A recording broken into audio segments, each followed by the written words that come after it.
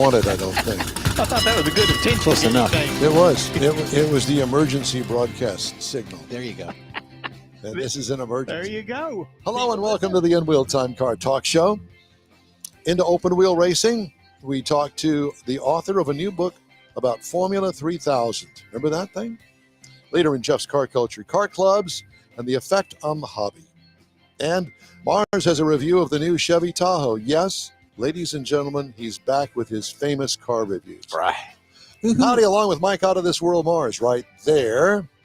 We always need more Jeff Zekin. I'm Don Armstrong. David Ainsley has the morning off. Well, he doesn't really have the morning off. No, he doesn't. He's just not joining us today, but he will be soon.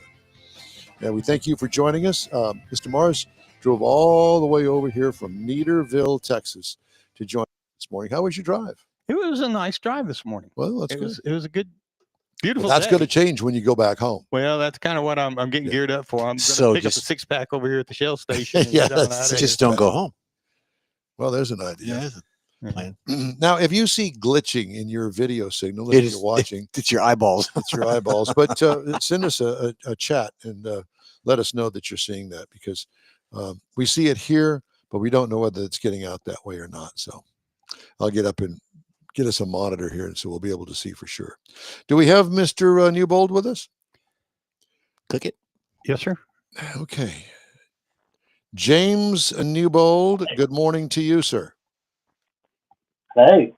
Thank you very much for having Hey. me on. How are you, sir? Yeah, I can't complain. Although, I thought it was sort of ironic, the name of the show that I'm appearing on, as a little over an hour ago, I was at a wheel repair shop after I banged my offside left tyre and got a flat tyre. So, I'm glad I could make it back in time. Well, we are too. Did you get your car back? Yes, it was a costly manoeuvre, but new tyre later, here we are. Well, you should have called us. We would have helped you change it. Yeah. And for our viewers, our listeners this morning, if you noticed a little accent, well, he's from Birmingham, Alabama. Oh no, I'm sorry. No. Maybe Birmingham, England. How about that? Where are you? So I'm located in Plymouth, England. I grew up in High Wycombe, which is not a place with an amazing motorsport pedigree, although Tom Ingram, who won this year's British Touring Car Championship, is from there. So Birmingham's maybe 12 hours up the road. So how did you come with this passion for Formula 3000? Did they have some races there locally as you were a kid, or how did that work out? Well, yeah, that's a pertinent question, because Formula 3000 is a racing series that I never attended any events of before Okay. it finished in 2004. So it was purely an exercise that I think I found it interesting. Working as a journalist, you're always interested in telling stories that people don't know a whole lot about. And the Formula 3000, the more I discovered about it, there was just so many stories that I feel had slipped out of the consciousness, even of people that know a lot about motorsport. Because that's the nature of support categories, I think, is it's all about establishing the drivers that are going to make it to the top. You don't remember Tom Christensen as the driver that won one race in International Formula 3000 in 1997. You remember him for what he did at Le Mans. But these championships play a big role in determining who gets to race Formula One, who gets the top manufacturer sports car deals, who gets to make it as a professional in motorsport, and who falls by the wayside. And so Formula 2000, I think, was an interesting category that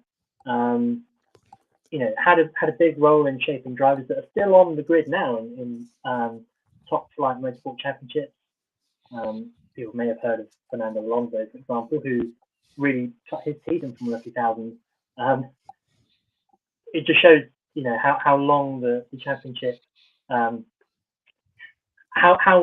significant, how far out we are, frankly, from Formula 2000 finishing.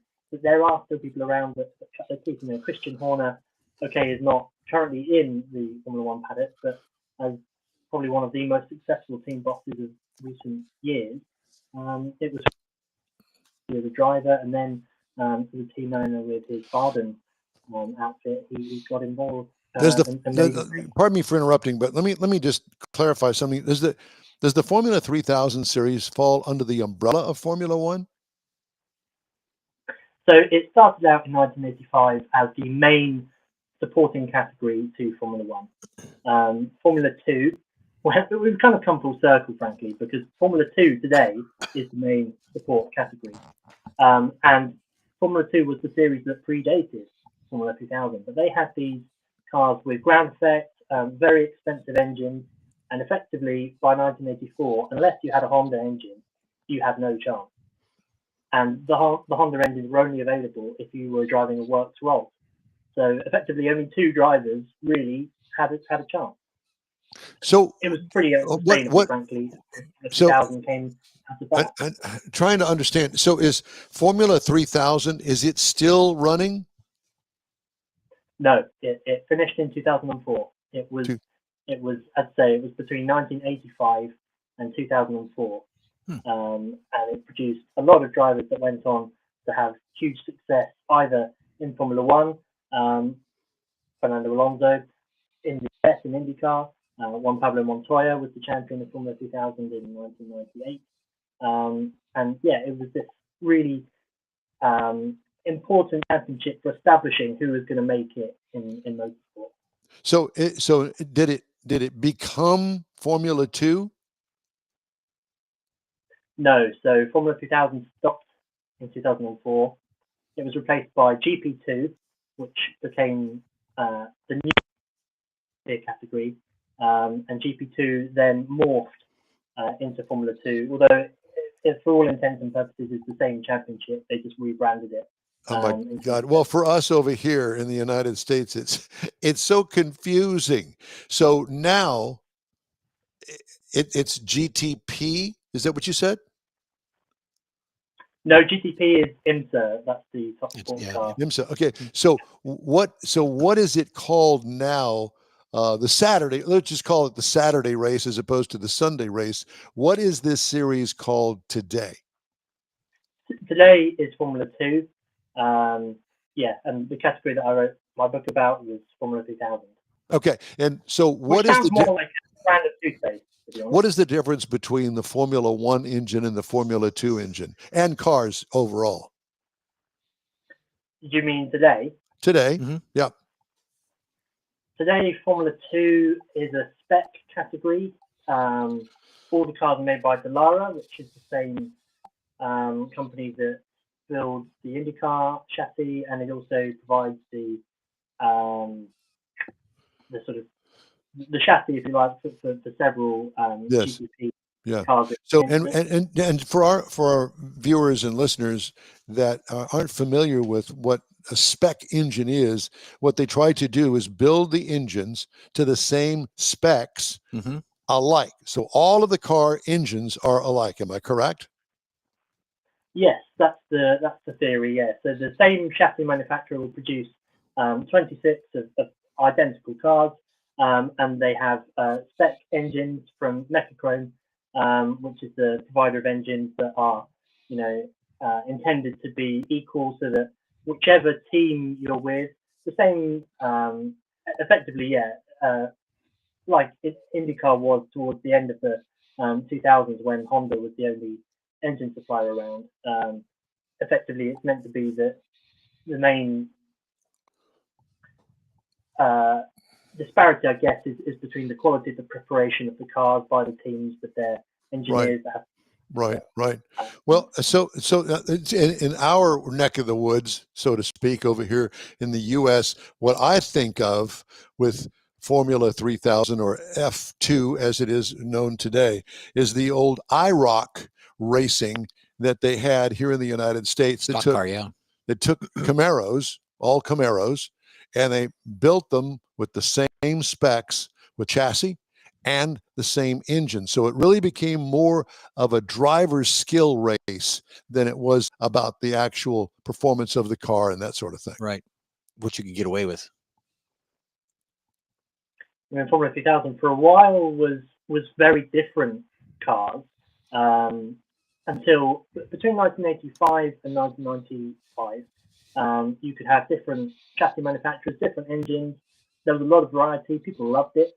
To some extent, people were on the wrong side of the divide, where they were in the wrong car at the wrong time, and that really, killed their career momentum.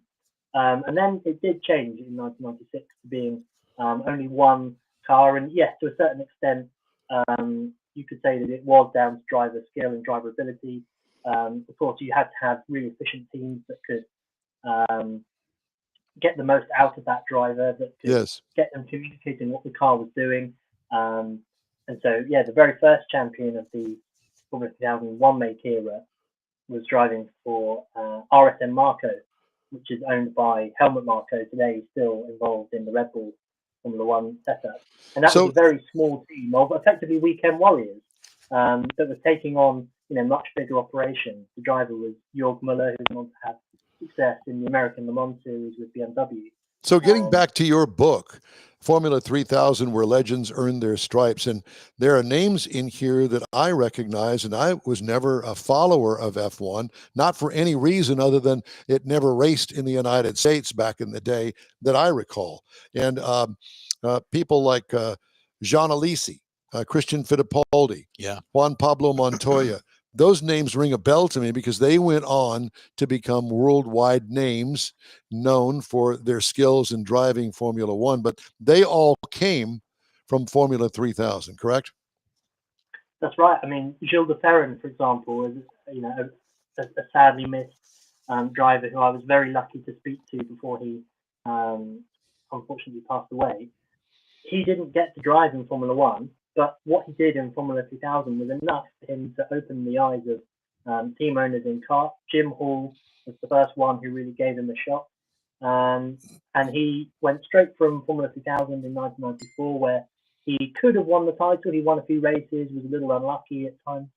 And he told me that basically, regardless of how that season would have ended up, he still would have gotten to, he would never have gone to Formula One, essentially. The deal was done with Jim Hall to go and race in IndyCar, where he, cut his teeth, showed himself as a really good driver, and got that dream move to Team Penske that yielded 2 titles and the Indy 500 in 2003. And that's many of those drivers went on to other motorsports divisions as well, into NASCAR, different avenues of racing. So I see the point on that. Like Juan Pablo Montoya comes out, stands to mind, Indianapolis, Indy Racing League, and things of that nature. Yeah. So a lot of those gentlemen went on to run other series and were very, very successful in those series as well. It's interesting that you bring that up, because the first thing I think of is they're all, once when they were in open wheel, they stayed with open wheel for the most part. Yeah, pretty much.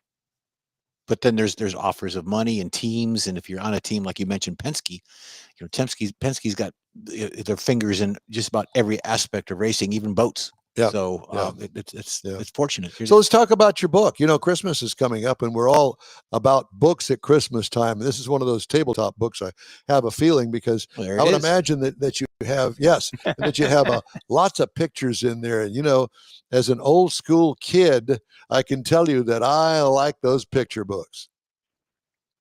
Yeah, it's 350 photographs through the book. I was really honored to get to go to the Getty Images archive in January this year. As I say, I live in Plymouth, which is maybe sort of 4 hours away from London, where all the archives are, and actually getting to look through these original shots that have all been snipped out from film, put into these little wallets that have basically not been looked at for probably 20, 30 years, probably in some cases. Yes. Was just such a privilege to actually look at these things and pick out which things I wanted that would tell my story of the book and accompany each page. So yeah, there's some really lovely shots that I haven't seen anywhere before, and it was just a real treat to actually get to do that. So James, how long did it take you to put this book together? It took 5 years. I started in 2020. My God. Yeah. Well, just the time. the time you took to go down and look at these images. I mean, like you said, there's thousands of images there to look at. So, trying to decide, well, I like this one. Oh, wait, this one may be even better. Oh, wait, let me look at this one. I can see that would be time consuming. Just trying to find 350. Yeah, then he bothers the neighbors and family. Hey, can I stay with you for a few days? I'm not quite done yet. I had 1 day in the archive. Are you? That's all. So what did you put together a list? You put together a list of what you wanted to look for? Exactly. I had a short list for all the chapters. There's sort of 26 chapters, and before I went to the archive, I communicated to different people here's what I'd like, and we were making really good progress with that. Then the archive changed hands. It was bought by Getty, and then it all had to be packed away, ready to be moved across London. So it was out of commission for several months. So yes, it ended up being a bit fraught towards the end, where I knew I had to go in, and I had this one particular day that I'd set aside that I could do it in. Yeah. I guess that wasn't too bad then, because you knew you didn't have time to look at too many. You had to make a decision. So James, let me ask you, book number 2 is the book available now? It is, yeah. It's available on multiple specialist motorsport stores and maybe non-specialist ones like Amazon if you want to go that route. Okay, yeah. And I think most people do these days. And the title is Formula 3000, Where Legends Earn Their Stripes by James Newbold from jolly old England. There it is. Well, James, it's a pleasure to talk to you and get a little insight into Formula 3000. I remember it. I never followed it, but I do remember it because every once in a while, you got a little tick of a view of some of the action in racing. Very competitive, open wheel, and a step into Formula One. James, thanks so much for joining us this morning. We appreciate you. Thank you. And when you see the king, tell him we said, hey. Yeah, do that if you don't mind. We appreciate you, James. Thanks again. Thank you. All right, just ahead in Jeff's car culture, car clubs and their effect on car culture. Plus, I got a chance to drive the Subaru Ascent. We're going to tell you about that right after this quick break on the In Wheel Time Car Talk Show. The Tailpipes and Tacos Christmas Edition 2025 happens Saturday, December 13th from 8 to 11 a.m. and you'll want to be a part of it. Tailpipes and Tacos is the cruise-in everyone wants to attend, and the Christmas edition is extra special.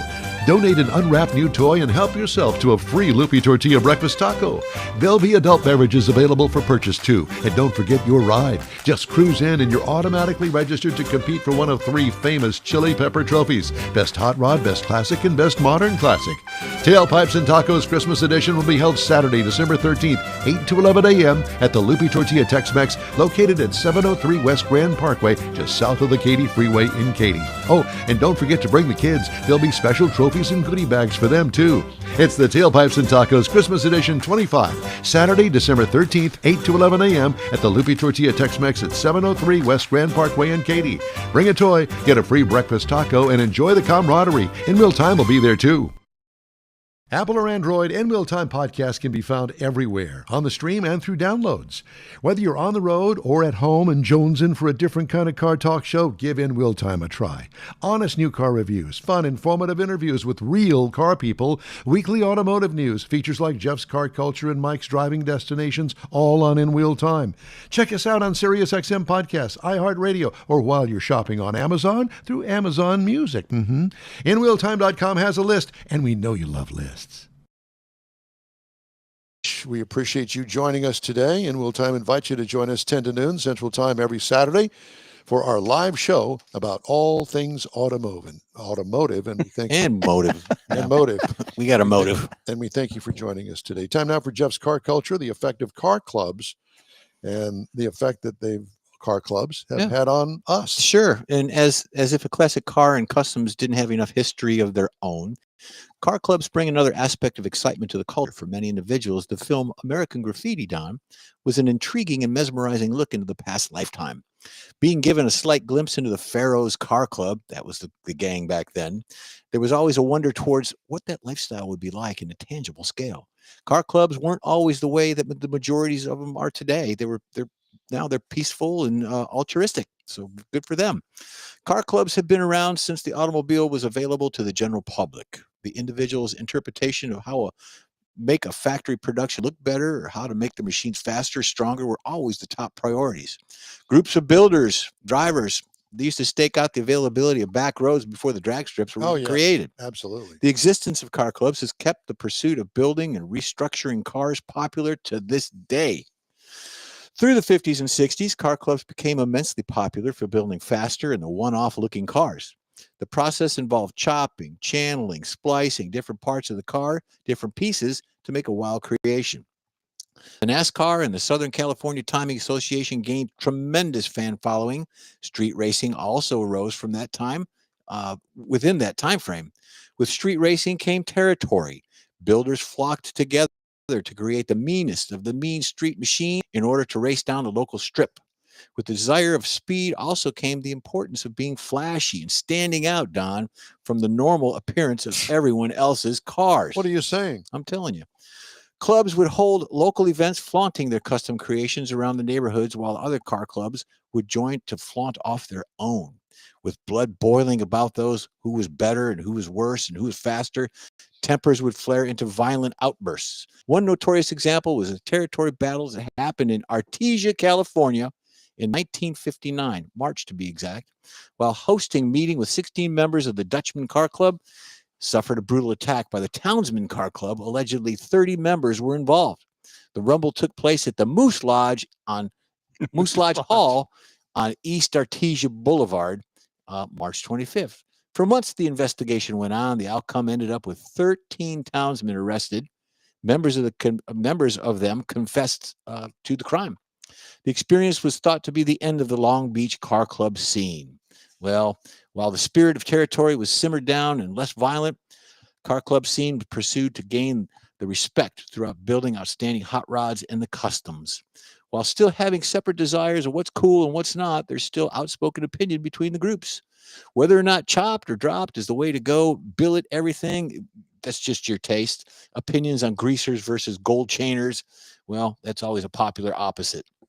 Despite the difference between the culture and different clubs, there will always be one thing in common: the love that each of us have for their cars, and moving on to what could become even a better organization. So there you go, classic cars. You know, Don, George said that you started a club in Westbury. I did not. It was kind of a club. We didn't have a name. It was just a bunch of us friends hanging together. We didn't have a club per se with a name. Yeah, everybody had that. You had, your buddies in the neighborhood. You get together you go to Don's house and bring your cars over, and we'll, tune them up or talk shop. We went over to Ross's house with his 55 Chevrolet and his hot rod engine and open headers and all that stuff. And I'll never forget the last time I saw that car. He had done a bunch of work to it and didn't adjust the valves. Okay, before he started it, tried to start it, and it coughed and sputtered and bent every push rod in it, like that. That was the end of that. Jason, when Jason had his 50 Chevy, they had his buddies from school, so they would go over to like your house for a weekend and work on your hot rod, and then in a couple of weeks, everybody's got time, they'd come over to somebody else's house. We did that. It could involve painting, it could involve wiring, it could, whatever the case. We had a group like that. We go from one house to the next one. But we call ourselves the Greasy Wrench Garage. I believe it. Unofficially. I believe that. Let me see your fingernails. There you go.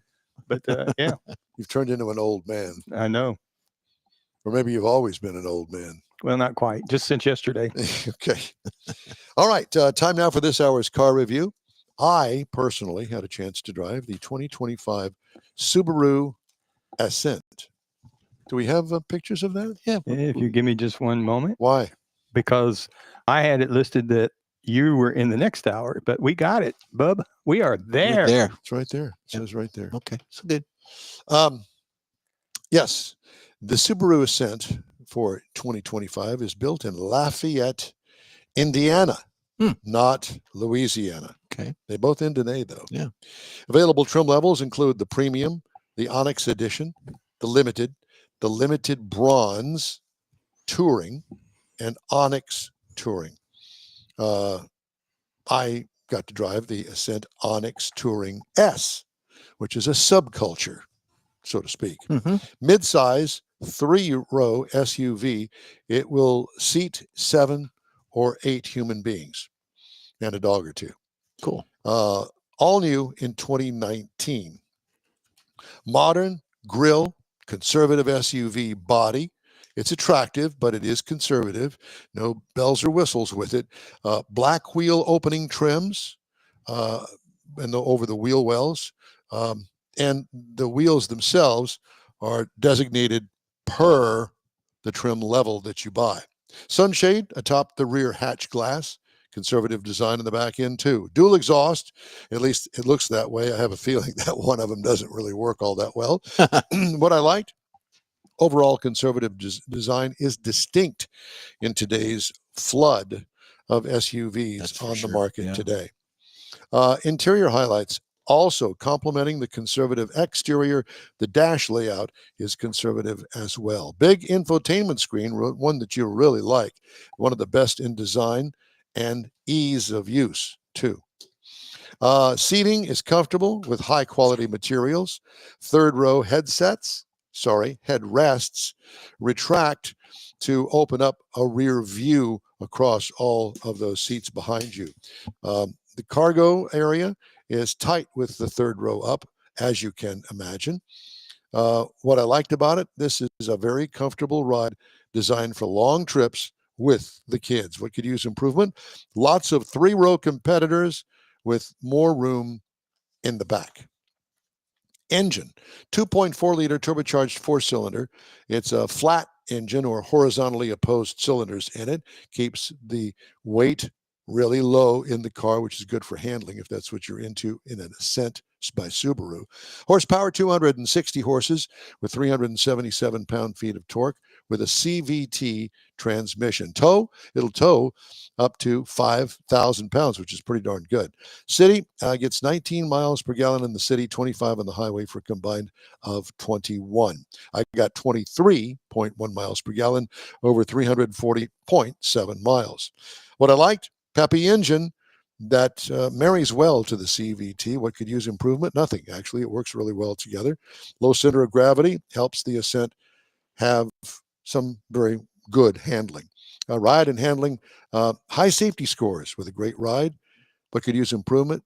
More of it. That's all I can say. Base trim price, $52,050.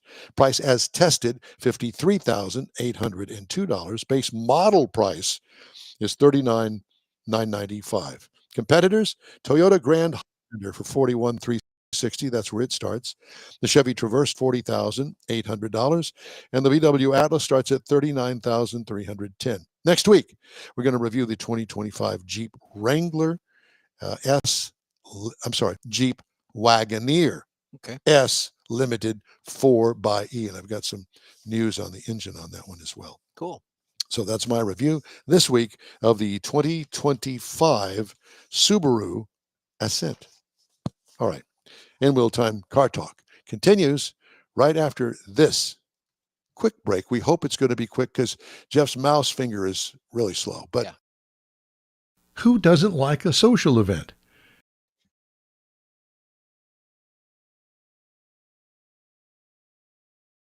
Who doesn't like a social event? How about one that centers around your love for all things automotive?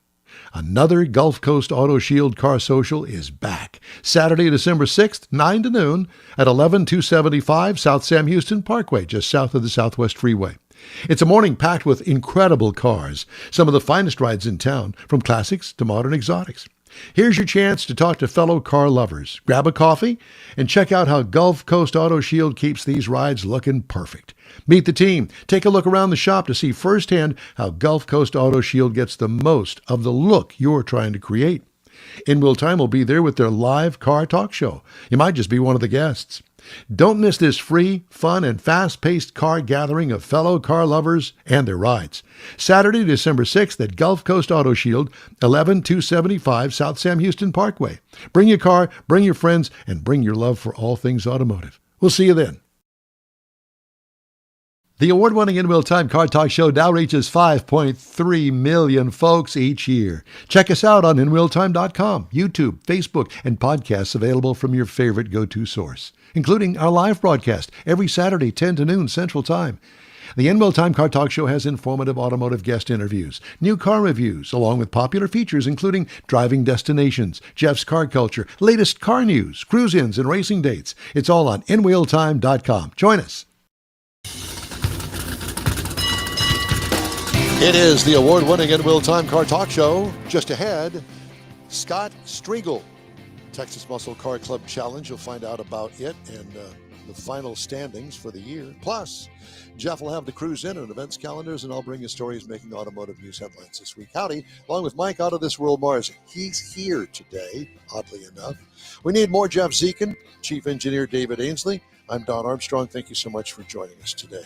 Scott Striegel, Texas Muscle Car Club Challenge. Scott, good morning. Good morning. How are you? I am good. Can't complain. Lots of stuff Good. to do, getting ready for our inter-season banquet and stuff like that. So I'm pretty busy at these. Where are you going to have the particular banquet this time. year? The banquet's going to be at the Star Golf, what do you call it, Golf Club in Grand, or Euless, excuse me. Oh, very nice. It's called the Star. We're doing fajita bar this year. So we'll have beef and chicken fajitas, all the fixings, rice, charro beans, so on and so forth. What time does that start? Yeah, really. Yeah, we'll be there. I know that we got the invitation. It's somewhere. I've misplaced it, I guess. Yeah, it's on December 13th. Starts at 6 o'clock in the evening time. Goes until about Mars 10. will be there. You'll find him in the bar about 4:30. I got to warm it all up There for you go. That's it. So there's that. All right. Well, let's talk about the Texas Muscle Car Club Challenge. It's an event within usually another event, is it not? Well, we are getting to the point to where we try to be standalone. So what do? You go and rent a there's drag multiple strip? clubs. But we don't rent. We have an agreement with the drag strip. They get a cut of every tech card, and they get a cut of every spectator, and then we get a cut as well. So at the end of the day, I'm going to say we're making about $2,500 each race, and the track is probably making $5,000 each race. Well, that's not bad for a day event. Huh? That's not bad for a day event at all. The actual Muscle Car Club Challenge, though, didn't start off that way, did it? 41 years ago, no, it didn't. I remember it well. Quite a bit. Yeah, I remember it well, Scott. You were just a grasshopper back then. I was building a spine. Yeah. Right. There you go. But it's evolved quite a bit to where we're running, let's say our last race of the season at Extreme in Ferris, we were 140 cars. Wow. Wow. I didn't know it has grown to that point. I will give you an average. When we are in that would be at the Motorplex or at Ennis, we're averaging about 130 cars per race. When we go out of town, which would be Houston or Concho Valley, somewhere like that, or up to Oklahoma, we're averaging about 80 to 85 per race. Man, that thing has grown. Yeah. And it's strictly a day race, typically on Sunday? Correct. Mostly on Sundays? Now, I will say this, the in-town race, and we're kind of graduating towards doing the out-of-town races on Saturdays, starting at 3 o'clock in the afternoon and getting done around midnight. That way, people that have to go to work on Mondays, are traveling along. Because we got some guys, I'm telling you, that come 4, 5, 6, 7 hours away. So I don't want to get them home at midnight and then have them get up to, go to work at 6 o'clock in the morning on Sunday morning. That's just crazy. Yeah, that's not going to work too. So let's talk about this past season. How have things been? Fantastic. We I 14 races. We had 3 of those get washed out of weather, which was my plan all along. Instead of scheduling 10 and then having makeup races, which always seem to occur during July or August, I said, let's schedule 14. If we get rained out, we just cancel the race, period. That way we don't have to go around getting into somebody's vacation, what have you.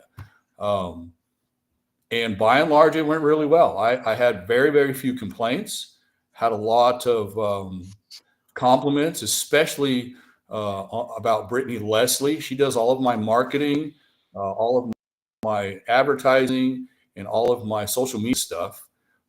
Something new that I've started this year. She's done a great job. I've noticed that real quick about how much more active all that has gotten to be with the images that you got out there of the actual races and things. It's been really impressive this year. Yeah, doggone it. And it's not only just us. Go to Houston. Well, she's advertising that track as well as us. So they're getting as well as TMCCC is getting benefits. I think the only thing we might change next year is get her an assistant that can change, take pictures and videos and stuff like that so we can get them posted, especially with adding our new class for EV vehicles. We promote that, and I think she needs somebody to help her out there so she's not trying to race and do all that stuff on her own. Interesting. So yeah. What were the classes and what trophies did you hand out for those classes? Well, we have the 5A class, which is a big club, and that first place went to Red River Muscle Club, which is my team. Not only am I the president of TMCCC, but I also run that team as well. We took first place in that for the second year in a row. The 4A was, you're going to make me look it up.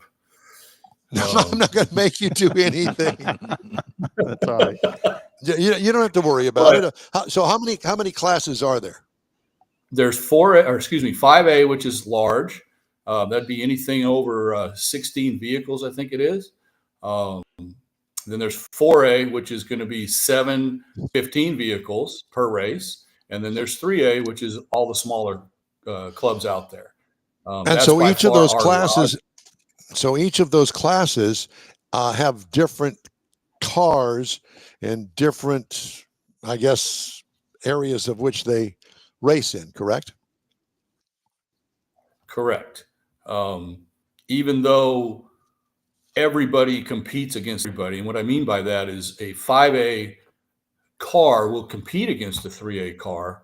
The 3A cars are competing, so to speak, against their own division for points. So it's incumbent upon them not only to beat the 5A car, but to continue on so that they garner as many points as possible throughout each event. So it's not based on the performance of the car per se. I mean, so you could end up with a 5A car and a 3A car that are basically a heads-up match. Am I understanding that right? Almost. I mean, we are bracket racing, and the brackets are not separated by a hole. So for instance, I compete in the competition. Cars in my bracket are within a couple of tenths of a second, top to bottom. Okay. Well, a couple of tenths a second is huge. That makes sense. When it comes to now, are you eighth mile or half mile, quarter mile? What are you? We are eighth mile mostly. We only have at this point we only have one track that's quarter mile, and then that would be the Motorplex. Waiting for next to try to get us in at Pine Valley, which is a quarter mile, and get us back up Thunder Valley, which is quarter mile. Unfortunately, we only allow quarter mile racing to be done with the street tire classes, which we have stock, street, and king, but they basically are street cars, more or less. All the race cars they're doing eighth miles. That's what they're geared toward. Sure. All the tracks around here are eighth mile, as you guys well know. So, we that's try to where keep a it quick within change what rear they're end capable comes of in doing. handy from time to time. Yeah. Yes. A pit crew and It's only money, Scott. I mean, what the heck? those kinds of things that none of us really have the money to afford to do. You're just happy to be doing what And we're don't doing. tell anybody. So when did you start? When did you start racing?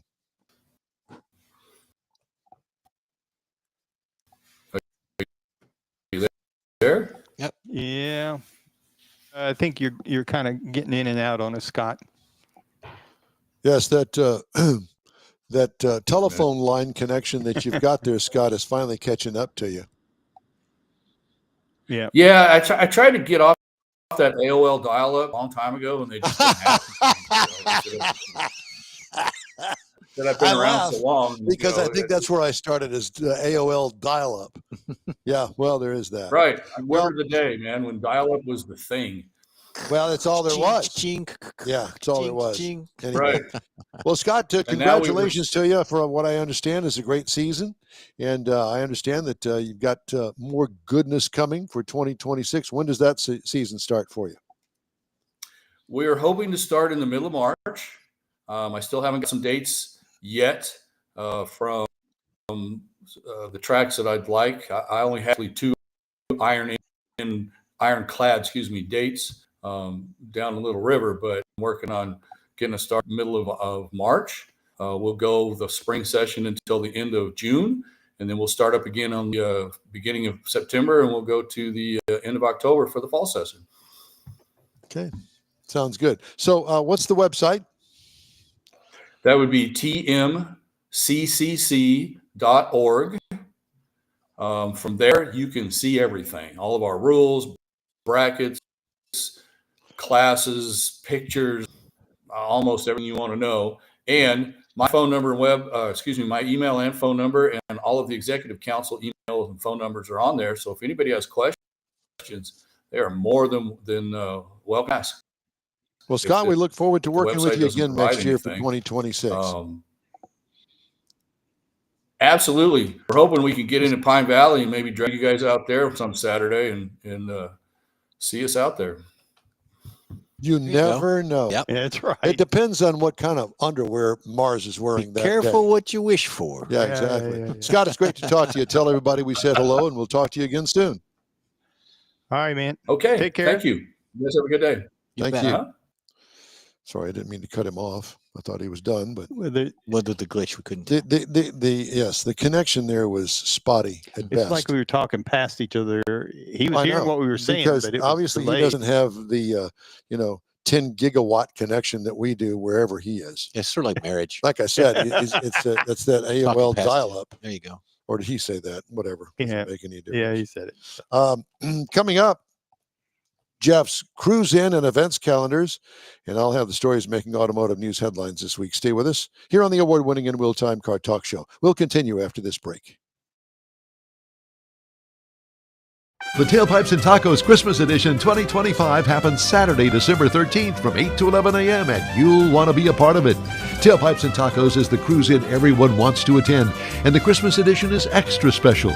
Donate an unwrapped new toy and help yourself to a free Loopy Tortilla breakfast taco. There'll be adult beverages available for purchase too. And don't forget your ride. Just cruise in and you're automatically registered to compete for one of 3 famous Chili Pepper trophies: Best Hot Rod, Best Classic, and Best Modern Classic.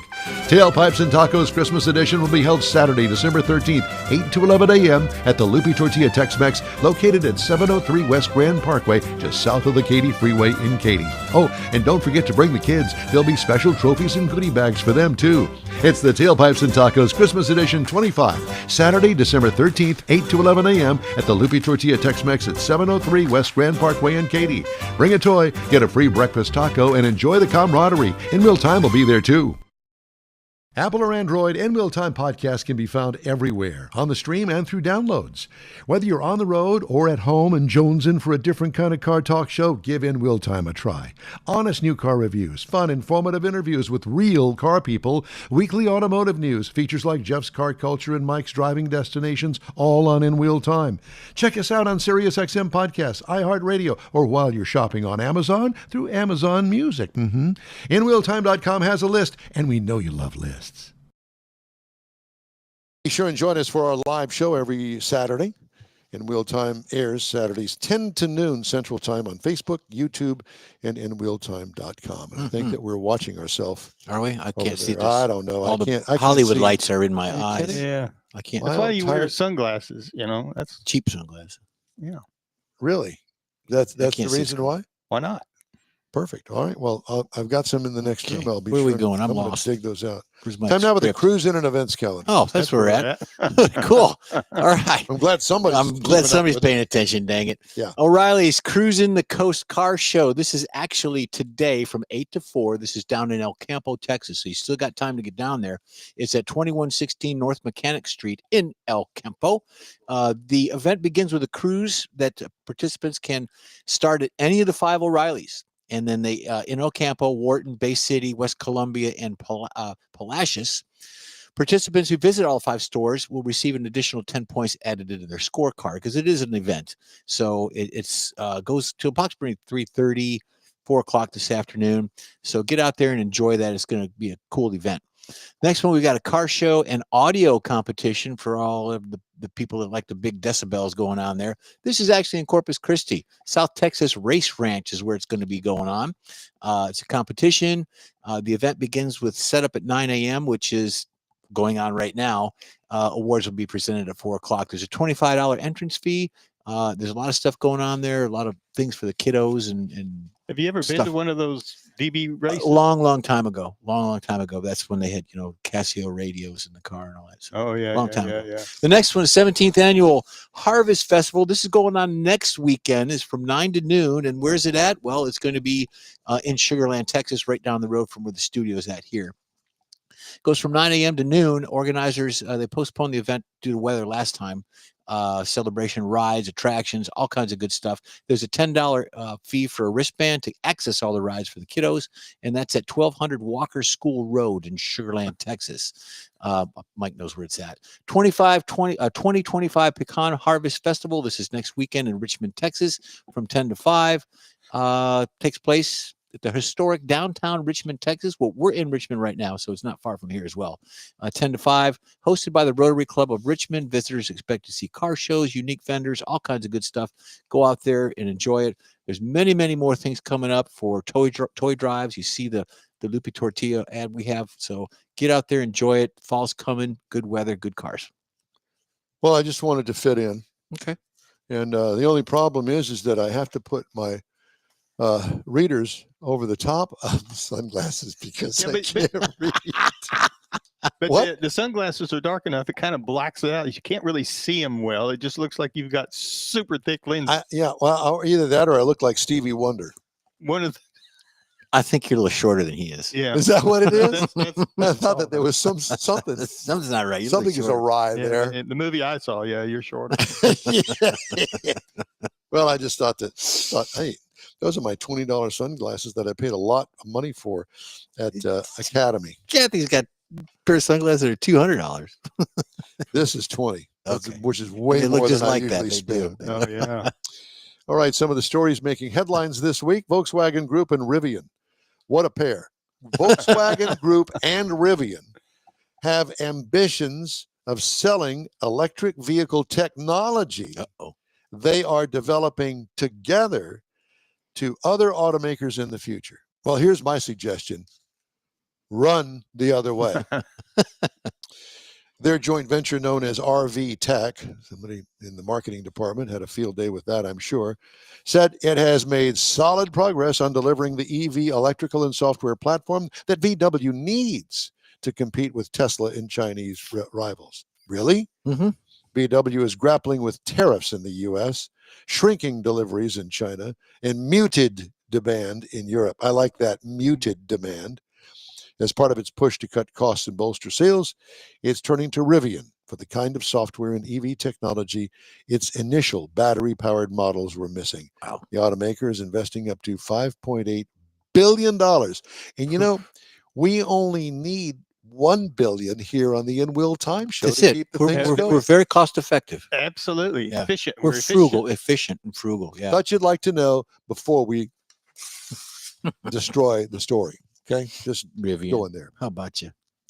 Another Chinese automaker, What? Chery, apologized and promised to pay for repairs to a historic landmark it damaged while attempting to copy a Range Rover stunt from 2018. What? Way to go.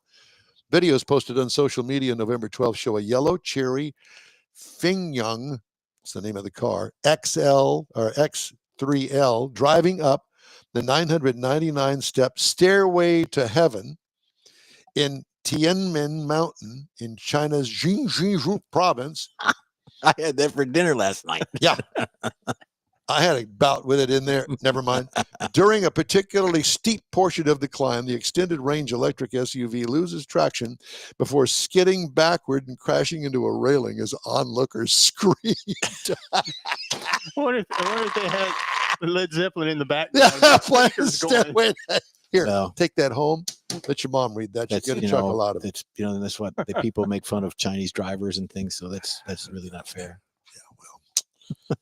Anyway, we have a good time. That's here. life. Matter of fact, I think I'm gonna pick this up off the floor. What are you because doing? it's What are worth. you No, doing? well, give me just a second. Uh-oh. Because He it's dropped worth- one of his. If he gets down there, he won't be able to get I back know up. he's gonna put his Well, sunglasses. either that or I'm going to fall between the chair and the table and the wall here. Oh, there's the The picture. test, yes, the test was intended to mimic. I already told you that. The video viewed nearly 7 million times. Great PR. Shows the Range Rover navigating around with 99 hairpin turns over 7 miles before climbing the 999 steps to Tiananmen Cave, a soaring natural arch known as Heaven's Gate. I've Wasn't- heard of that. Yeah. Wait a minute, Heaven's Gate. Wasn't that the bunch that killed themselves? Yeah. Yeah. I believe that was. Yeah. And they But that was a different- They found That them was a like different months movie. But later. that was a all- different meaning. Yeah, different. This movie. is. I know, but this was Heaven's Gate where they were all splayed out Yeah. in rooms stacked one on top of the Yeah. other. Yeah. But And that it- wasn't this. And the neighbor complained that it smelled bad. God. At the time, See, I wish they'd have let me drive because when it started sliding backwards, you know about that. a smoke screen when you start spinning them tires and stuff. Are you going backwards? No, it's not AI because did they produce it AI No. car going into No. the thing? And can I interject something on your story? Did you hear about the crash at the Mecum auction in Dallas? We did not. There was a 57 or 58 pickup truck that they were taking across the block. Foot slipped on the accelerator. That truck went into a Corvette that was just sold, and that Corvette went into a Camaro that was just sold. Hundreds of thousands of dollars worth of damage. 3 cars. The last auction in Dallas. I was almost going to put a story, but there wasn't enough information that I could get. They had a couple pictures. It was pretty bad. Driver going across the block, foot slips, boom, crashes. Well, Heaven's Gate. At the time, Land Rover said it was the first vehicle to climb the 45-degree stairs. Tung, spokesperson, described it as, without doubt, one of the most demanding driving challenges I've ever faced. He was the driver also. Mhm. Way to go, Tung. I'm kind of thinking not, but okay. Yeah. Well, the cat had his tongue. That's what it was. That's probably what what it it was.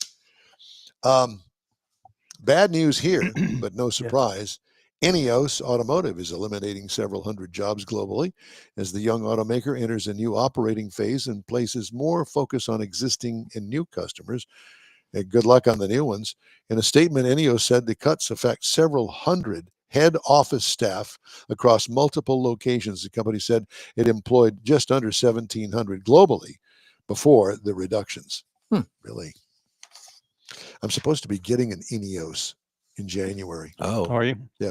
I reached out to Mr. Ineos and they said, yeah, we'll put you on the list. Great. Put me on the list. I'll try one of those it's things. got an innie in January. An Innie as opposed to an Audi. Audi. Yeah. Mhm. Well, Audi already had an Audi Audi. will be in Yeah, February. the Audi is February. That's what it is. Auto industry grappling with U.S. tariffs on imports, as well as multiple supply chain disruptions. Affordability also remains a headwind. New vehicle sales have slowed or remain sluggish in key markets such as China and Europe as consumers turn more cautious. The U.S. light vehicle market is well below its peak from 2015 to 2019, when annual electric sales topped 17 million. Ineos Grenadier starts at $75,000, and I'm sure that has nothing to do with it. Not at all. Just average market for that It category. looks like an old Range Rover. Yep. Doesn't it? Mm-hmm. Very much. With modern headlights. That's I about guess, it. yeah. And Tesla shareholders approved CEO Elon Musk's pay package. Did you hear about this? I heard something. Valued at up to 1 trillion with a T, the largest compensation award in corporate history. Way to go, Elon. Hey, way to go, anybody. Yeah. Doesn't mean it. If you can pull that off, more power to you. What we're about to embark on is not merely a new chapter of the future of Tesla, but a whole new book, Musk told investors gathered at Tesla headquarters in Austin, Texas. Big part of Tesla's growth will come from developing its humanoid robot, Optimus, according to Mr. Musk. There you go. Just thought you'd like to be up to date on and up to speed. But you notice he's still got Tesla and he still promotes it, but he's kind of moving away from that. He's going off into space, and now he's going to build some robots. Well, he's also got tunneling. He's doing tunnels. He's got a tunnel company that's building tunnels. Really? Oh yeah, look it up. Yeah. Are they electric tunnels? No, but they're going to build a tunnel between here and Neaterville. Mm-hmm. So you'll have a clear shot over. It's going to be about that big around. Is it going to have charging stations so the Tesla can charge? Oh, it won't. No, but he has a tunneling company for mining and all that other stuff. Yeah. I'll be darned. Mm-hmm. Yep. Where did we go wrong? We went terribly wrong. Yes, we did. Mm-hmm. Why are you smiling and not saying anything? We need a 4-hour show to go tell you, in my To go that opinion. far back? Exactly. If we can think that far back. Exactly. We'll make up something. Hey, we usually do. Yeah, most of this is all made up stuff. This is all AI. we get our news from Automotive News. I just didn't dream all of this up. Some of it, not all of it. We'd love to hear from you. Shoot us an email. Guess what the address is? Info at inwheeltime.com. We will be right back after these. Who doesn't like a social event? How about one that centers around your love for all things automotive? Another Gulf Coast Auto Shield Car Social is back. Saturday, December 6th, 9 to noon at 11275 South Sam Houston Parkway, just south of the Southwest Freeway. It's a morning packed with incredible cars, some of the finest rides in town, from classics to modern exotics. Here's your chance to talk to fellow car lovers. Grab a coffee and check out how Gulf Coast Auto Shield keeps these rides looking perfect. Meet the team. Take a look around the shop to see firsthand how Gulf Coast Auto Shield gets the most of the look you're trying to create. In Wheel Time will be there with their live car talk show. You might just be one of the guests. Don't miss this free, fun, and fast-paced car gathering of fellow car lovers and their rides. Saturday, December 6th at Gulf Coast Auto Shield, 11275 South Sam Houston Parkway. Bring your car, bring your friends, and bring your love for all things automotive. We'll see you then. The award-winning In Wheel Time Car Talk Show now reaches 5.3 million folks each year. Check us out on InWheelTime.com, YouTube, Facebook, and podcasts available from your favorite go-to source, including our live broadcast every Saturday, 10 to noon Central Time. The In Wheel Time Car Talk Show has informative automotive guest interviews, new car reviews, along with popular features including driving destinations, Jeff's car culture, latest car news, cruise-ins, and racing dates. It's all on InWheelTime.com. Join us. Welcome to the In Wheel Time Car Talk Show. Oh my gosh, look who it is. Yeah. Bring It's him up. one of the outlaw triplets, sportsman, NHRA drag racer, and proprietor of Emmons Autoplex. Ladies and gentlemen, waiting in the wings, Jerry Emmons. Hey guys. Hey, How y'all man. doing on this beautiful Saturday, man? Well, we're doing pretty well. Thank you for saying that. And we're going to be with you in just 2 shakes of a lamb's tail. Got it. Okay. All right. Very good. Along with Mr. Emmons, Jeff is going to have this week's Motor Minute, and I review the Subaru Ascent. I thought we already did that. You did. You did. You jumped lines. Yep. Remember we told you we thought it was Mike in the beginning? Oh, well, never mind. I, too, get to make mistakes There you once go. in a while, but There you very rarely. I was Again, gonna if say, you had a we're gonna have to 4-hour write show, it we could down. tell you about it. Yeah, I'm sure you could. All right. And what is your review, Mr. Mars? The Chevy Tahoe. The Chevy Tahoe. You know those. So we're going to interview Mr. Mars about his Chevy Tahoe. Jeff, on the other hand, we don't know what he's going to do. I have no idea. Yeah, I got it. But it's going to be good, Oh, yeah. whatever it may be. So all that and more coming up on the In Real Time Car Talk Show. Thanks so much for joining us today. Along with Mike Out of This World Mars, who is in the house today. In the house. We got Jeff Zekin here. David Ainsley. He's not here, but he's here with us in spirit. Oh, yeah. I'm Don Armstrong. He's haunting us. He's one of the bad spirits. And now, live drum roll from Webster, Texas, world headquarters of Emmons Autoplex and those fabulous triplets at the Emmons World of Motorsports. Here he is, ladies and gentlemen, Jerry Emmons. Hey, man, I got to tell you, I was just listening to you about that story about, was it at Macomb where you're talking about that? Yeah, I read that earlier in the week. Man, I always thought that they pushed those cars across. Well, they used to. Evidently, this person had to pedal, and that's the first thing they said. His foot slipped off, or their What foot a slipped off. moron. Yeah, Let me just say that. Would you let somebody drive your car like that? Well, you know, the times that we were there doing remotes here in Houston, they were always pushing them. Yeah.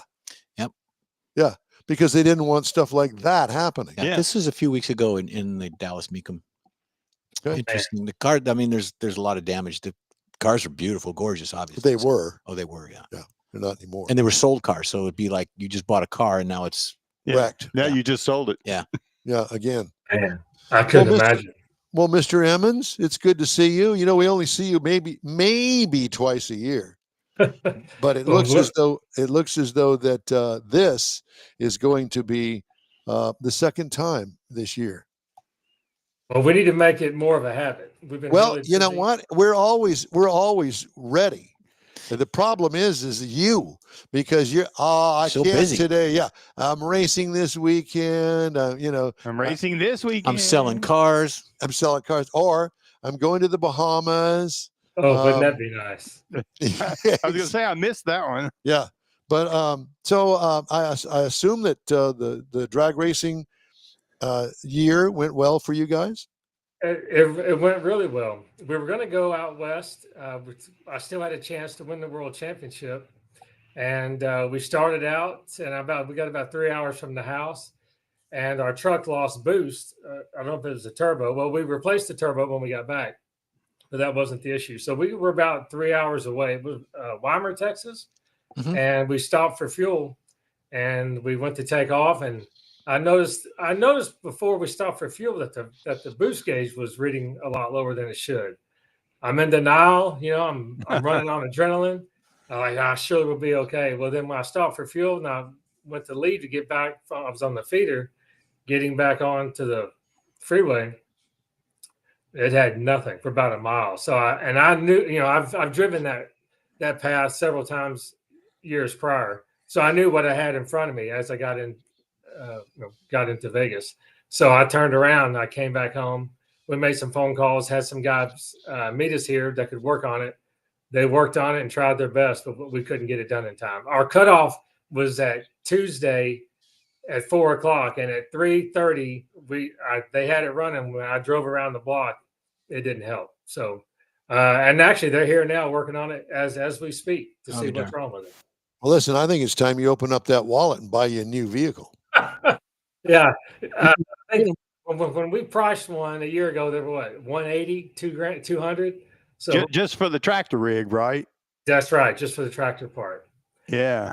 And our truck is a little older by design. When we purchased it, it's pre-death fluid. And a good family friend of ours that sold us that kind of said, hey, this is kind of like the route you want to go. And the truck's been a great truck. Light maintenance all through the years. And so we'll get it handled, but we're going to have to hold off on buying a new truck for a while. Yeah. Yeah. Well, so let's start with the drag racing season. Sure. And how successful were you this year? So things worked out really good, not only for me, but for all of us. So I ended up winning the Division 4 Stock Limiter Championship.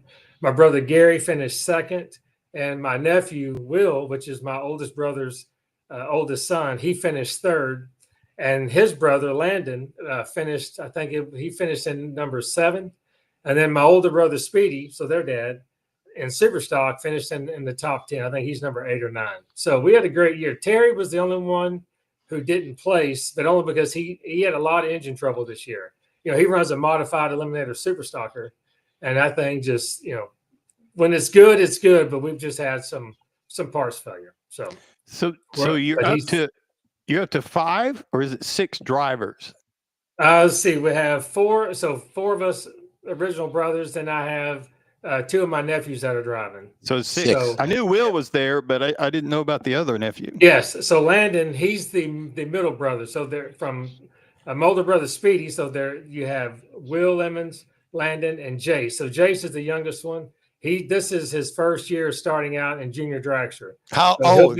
Junior. Perfect. Yeah, so he'll be running in the big car. He's 13 years old, so he'll be running in the big cars in a couple of years with us. Wow. And so six drivers, what 6 cars are you running now? Are they all going to be Chevrolet brand or? Oh, you know it. 69 muscle car Camaros, baby. There you go. And they all have the same drivetrain, you know, the 396 aluminum head with a Holley 780 carburetor. And then we also have the Cavaliers, which are the Superstock cars. So my nephews are only driving stock at the moment, but in the future they're going to move up to Superstock, or maybe do both.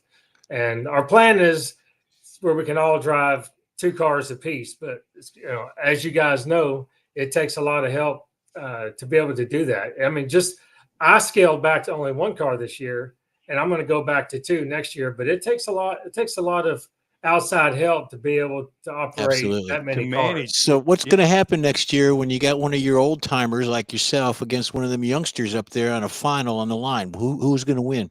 Hey, well, let me just give you a little recap real quick. So I ran my nephew Landon there was a division race in Ennis, Texas. Him and I had to run each other in the final round there. And so he was also, if he won the final, then he was going to be our JEGS All-Star rep that happened at the Dallas National event, which is the national event that I won this year. So he won that final. And then at the Dallas National, I don't know if you guys know, but on the Monday and Tuesday, they have a Division 4 race that they run before the national event starts. So not only did we have to run that race, a couple of weeks prior was a rainout race that had to be concluded there as well. So we had to run 2 division races at that Dallas national event before the national event started. So I had to run my other nephew, Will, in the final, and he got the best of me there. So my nephew Landon got me on the first one. My nephew Will got me on the second one, but I ended up winning the national, which made everything a little bit better. You know, when the sun set on Sunday, I won the stock eliminator class in Dallas, and my older brother Speedy, he lost in the final in Superstock. He lost to a really nice guy. The guy put together a good race, and you know, so we had a great weekend, and I mean, it was just great weather. You couldn't ask for a better time. But my winning, and that was my 20th national event win, which I'm very proud of to be able to get that at Dallas because my family was there and I was able to take pictures with them, which is a big deal for me. But I think it was hard not seeing my older brother win. We have all been in the final together, where both of us, you know, where we've won together, one class and the other. We've also been at the same race where we both lost the final. I've lost one, and my other brother lost one before. But I was able to run first. So when I turned off into the racetrack, I ran over to the monitors, you know, where all the NHRA officials are. The officials are, and I was able to watch his run live on the TV monitor at the finish line. So obviously I was wanting him to win, and so I was able to get his times, his reaction time, and his ET as he was turning off the racetrack. And he ran a good race, but his opponent ran an even better one. And so, you know, I'm happy I won, but I'm not going to lie, man, it was diluted pretty heavily.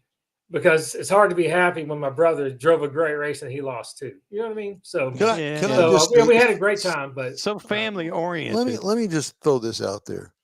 Did you ever hear that bowling is a lot cheaper than drag racing? Did you ever hear that? But isn't it boring? No, it's not. No, but the balls Not go the down. way I do it. Yeah, go down. if you bowl with us, it's not boring. Yeah, bowling with, as you can very well imagine. All right. Well, let's shift gears, shall we? Oh, by the way, before we leave this subject, let's talk about Stan Oh yes. and Sheila and Dale Hulquist, our Thank you. friends. Did anybody have any success against the Emmons brothers at all? Well, wait, none. I don't. I think Sheila had to race my nephew Will at the national event, and I want to say he beat her. I can't remember if it was a division race or at the national event, but I think they've ran twice. I think Sheila got one of them one time, and then one of the nephews got it the second time. And none of us have ran Stan that I know of this year. So, and Stan seems to have our number, so I'd rather stay away from him. And none of us ran Dale Holcomb this year. Stan's got a lot of people's numbers. Hey, he's very good. Yeah. Okay, now we're going to shift gears, and that is talk about the used car market and how are things going down there at the Emmons Autoplex in Webster, Texas. Well, I can tell you we're having a better fourth quarter than we were on the first and the second quarter.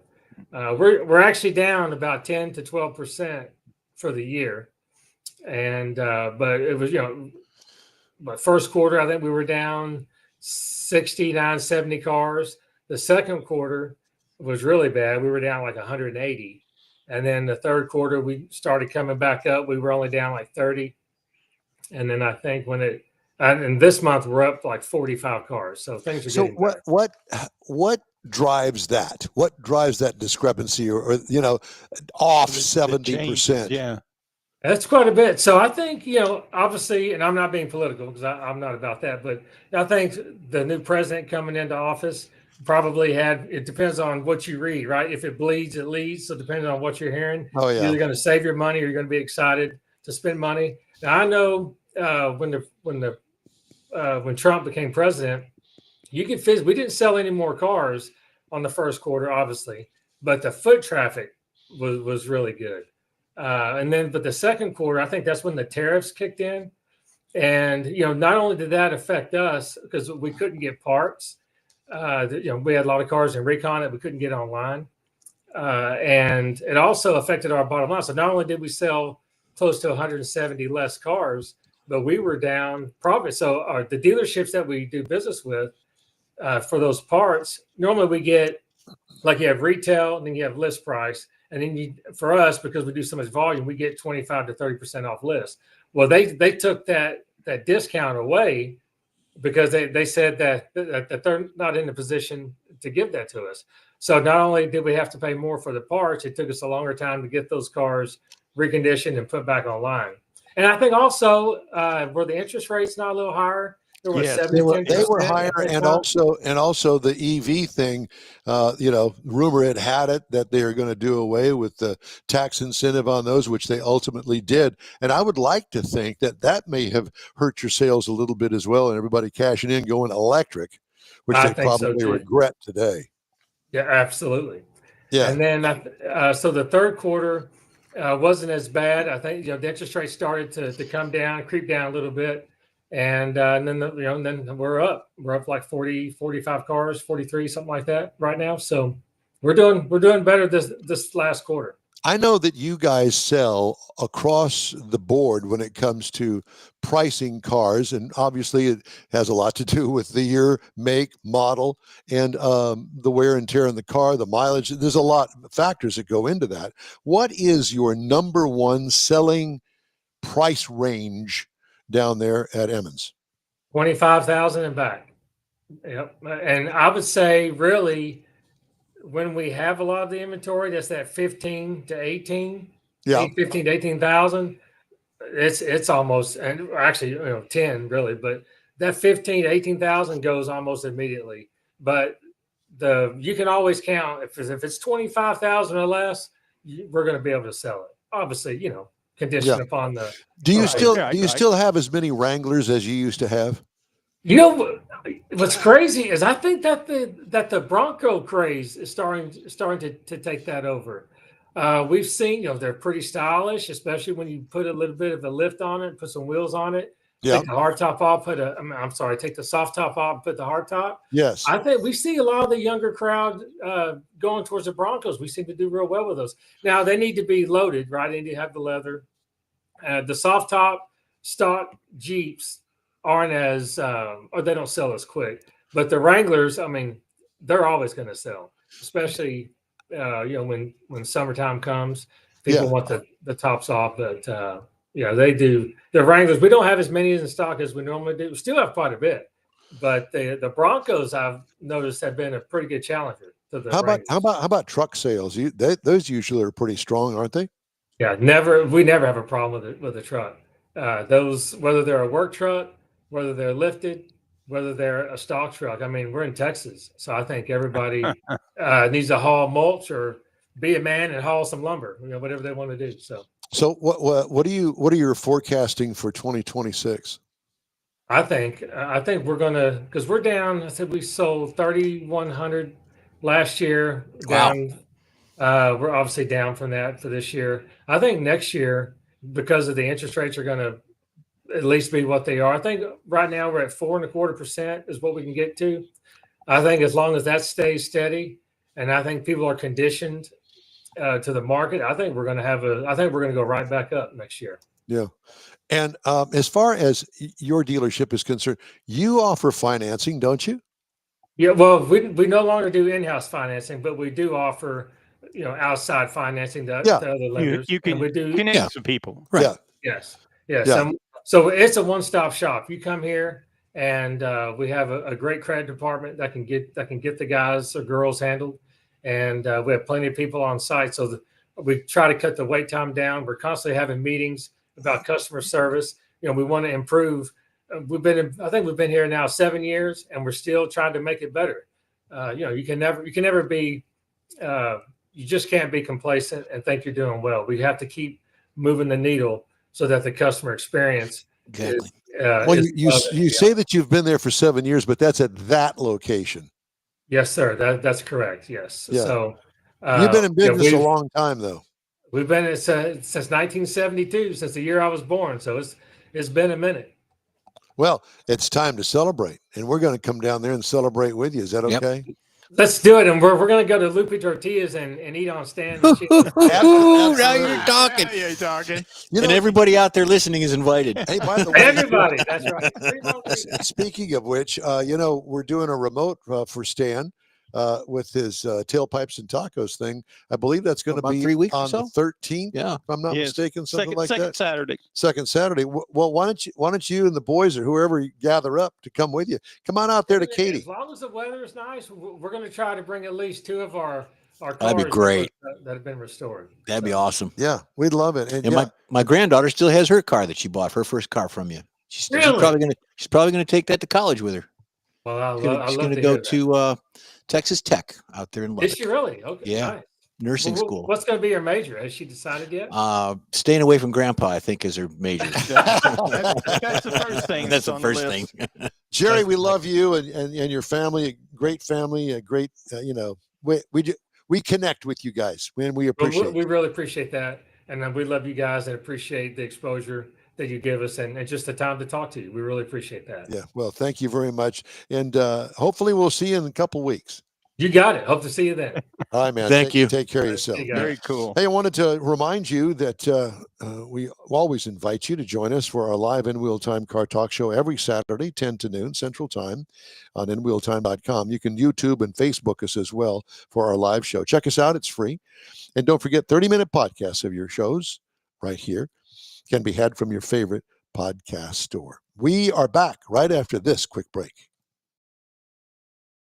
The Tailpipes and Tacos Christmas Edition 2025 happens Saturday, December 13th from 8 to 11 a.m. and you'll want to be a part of it. Tailpipes and Tacos is the cruise-in everyone wants to attend, and the Christmas edition is extra special. Donate an unwrapped new toy and help yourself to a free Lupe Tortilla breakfast taco. There'll be adult beverages available for purchase too. And don't forget your ride. Just cruise in and you're automatically registered to compete for one of 3 famous Chili Pepper trophies: Best Hot Rod, Best Classic, and Best Modern Classic. Tailpipes Tailpipes and Tacos Christmas Edition will be held Saturday, December 13th, 8 to 11 a.m. at the Lupi Tortilla Tex-Mex, located at 703 West Grand Parkway, just south of the Katy Freeway in Katy. Oh, and don't forget to bring the kids. There'll be special trophies and goodie bags for them, too. It's the Tailpipes and Tacos Christmas Edition 25, Saturday, December 13th, 8 to 11 a.m. at the Lupi Tortilla Tex-Mex at 703 West Grand Parkway in Katy. Bring a toy, get a free breakfast taco, and enjoy the camaraderie. In Real Time will be there, too. Apple or Android, In Real Time podcast can be found everywhere, on the stream and through downloads.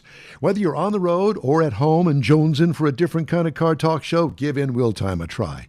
Honest new car reviews, fun, informative interviews with real car people, weekly automotive news, features like Jeff's Car Culture and Mike's Driving Destinations, all on In Real Time.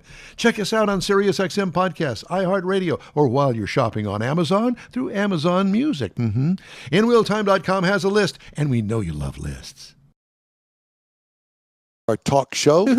We're on the air live. We are. Coming to you right now. Right. And we've got another 40 minutes of this goodness Awesome. coming your way. Time now for Jeff's Motor Minute. Yeah, old Dale Earnhardt Jr. We've all heard of him. We've heard of Dale Earnhardt, his dad, and his sister Teresa. I'm sorry, his sister Kelly and his stepmother Teresa. This all story goes back many, many years, but the shop and museum that was part of Dale Earnhardt, his legacy, seemingly has a stockpile of pieces of NASCAR history and things, but no one is allowed to go into there because of Teresa. Only 2 fans recently have had the tour of the museum itself since 2001. Clearly, it's been maintained. Features trophy-lined hallways, banquet rooms, race cars, things of that nature related to Dale Earnhardt.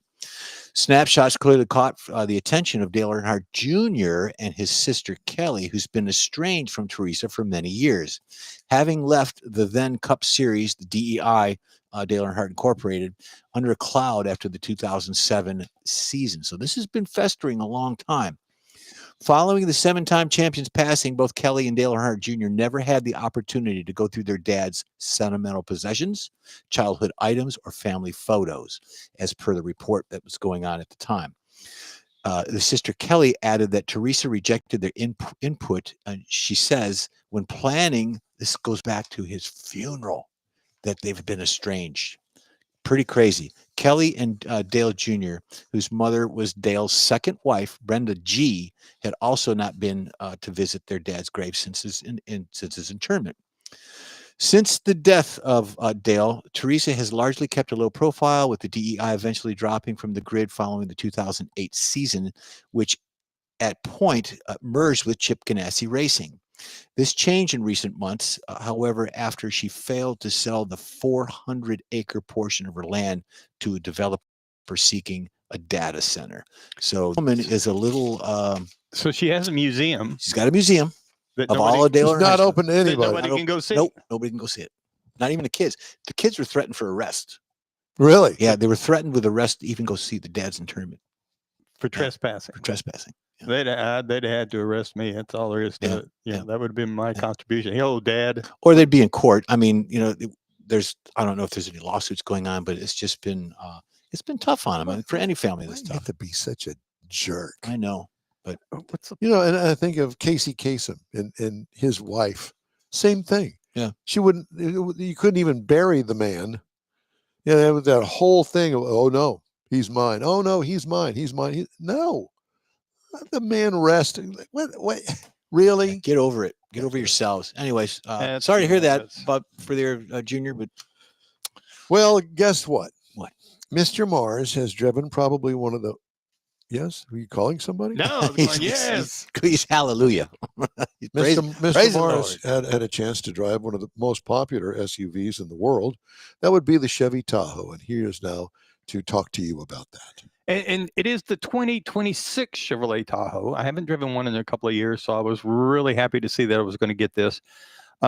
It's assembled in Arlington, Texas. So this is a Texas vehicle, very close to home. And it comes in 6 different trim levels: LS, LT, RST, E71, which is obviously this off-road suspension. You got the Premier, and then the High Country, the luxury. So we were driving the Premier, the 4-wheel drive trim level. Now, this is considered by the government as a standard SUV that we used to call them full-size SUV, but I guess that means it's standard now, full size. I had the polar white tri-coat option. I love black and white cars. I love That would be color the police combination. version. Yes, Yeah. almost, except Wow. it had the white hood instead of the black hood. Of course, it had LED lighting all the way around on the exterior, including the fog lights, daytime running lights, had the heated folding side mirrors, all the things you would expect off of a high-end SUV. Power liftgate with power panoramic sunroof, power assist side steps with perimeter lighting. So whenever they would come on and it would start going back and forth, they would light up the ground so you could see it. 22-inch polished aluminum wheels were also an option that we had. Now, it did have the seating for 7 front and second row bucket seats, both of which were heated on this particular vehicle. Had a 17-inch infotainment screen up front. Now, this was not the vertical type of screen like some of the cars have. This is more of a horizontal screen, and I like it much better than the vertical because it just seemed I could find things a little bit easier looking across instead of trying to search up and down. 15-inch heads-up display that was really good at seeing how things were going. And the rear seat had the media system. Now, this is the 12.6-inch touch screens that are on the back of the front seats. Now, I don't particularly care for the way they did that. To me, it's kind of like an add-on. It's like it's hanging there. I like it much better when they build it in. But it worked well. Everybody seemed to be happy with that. Now, to make this thing go, because this thing is a little bit on the heavy side, 5,700 pounds, we had the 6.2-liter V8. Now, this is a $2,400 option on it. The standard engine is a 5-point-liter, and I'm thinking that that's probably a very adequate engine. But the 6.2-liter has 420 horsepower, 460 pound-feet of torque. And putting that with the 10-speed automatic, it is rated to tow 8,200 pounds, which is a pretty good-sized load. You can see them pulling big boats and things. Now, the miles per gallon, the EPA says you should be looking for about 14 on the highway, 14 in the city, 18 on the highway, and with a combination of 16. Now, the week I had it, I drove it 267.8 miles, and I got 16.8 on as an overall average for that time. And I was real happy with that because I really liked driving this vehicle. It's got plenty of power to spare, particularly if you're thinking about towing something. It's going to give you plenty of juice for that to get to that 8,400 pounds. So I also like driving it. It was very quiet. I thought it had very responsive steering in that it's not a race car, but if you get into around town where you're maneuvering around the streets or through a parking lot, tight. I thought it worked really well for that size of vehicle. I was really impressed with it. And it's also got a lot of glass. So you got a real nice field of view whenever you're looking around to see what's around you. The pillars don't get in the way. No, it was really nice. I also like the magnetic ride control. I mean, that was some nice stuff there. Absolutely. Now, cost. Now, the base model price, the LS base model price, $62,995. That's what it'll take to get into a Tahoe. Now, the base trim price for the Premier that we had was Here we go. $78,000, which I thought that was pretty good. But we had an option or two. You did. Our MSRP as tested was $92,000. Oh my God. So we had some options, like I say, the paint, the wheels, and lots of other things. The only option that it didn't have is the Cadillac option. That would have been $192,000. Yeah. You got that. We call it an Escalade. If you're looking for something to compare this to, I mean, you could look across at the Ford Expedition, up about the same size, $64,995 to get started. Nissan Armada, $58,800. Toyota Sequoia, which is strictly all you're going to get there is a hybrid. You're not going to get a straight gasoline engine, but it's $64,000. Now, the GMC Yukon is the sister vehicle to the Tahoe, or the cousin, whatever you want to call it. And it'll start at about $69,000. But I've always thought the GMC is, it used to be the working man's truck. Mm-hmm. But GMC, yeah. GMC now is it's the luxury, the Chevy and the Cadillac. Yeah. It's got a lot nicer. So its base price. That makes sense that it starts a little bit more. But I really enjoyed this vehicle. I thought it would do a lot of things, and I don't know what all I would do to improve it. And that's my review of the 2026 Chevrolet Tahoe Premier 4-wheel drive. Nice. Thank you very much. Hey, if you'd like to get in touch with us, the email is info@inwheeltime.com. We are back right after this quick break. Who doesn't like a social event? How about one that centers around your love for all things automotive? Another Gulf Coast Auto Shield Car Social is back. Saturday, December 6th, 9 to noon at 11275 South Sam Houston Parkway, just south of the Southwest Freeway. It's a morning packed with incredible cars, some of the finest rides in town, from classics to modern exotics. Here's your chance to talk to fellow car lovers. Grab a coffee and check out how Gulf Coast Auto Shield keeps these rides looking perfect. Meet the team. Take a look around the shop to see firsthand how Gulf Coast Auto Shield gets the most of the look you're trying to create. In Wheel Time will be there with their live car talk show. You might just be one of the guests. Don't miss this free, fun, and fast-paced car gathering of fellow car lovers and their rides. Saturday, December 6th at Gulf Coast Auto Shield, 11275 South Sam Houston Parkway.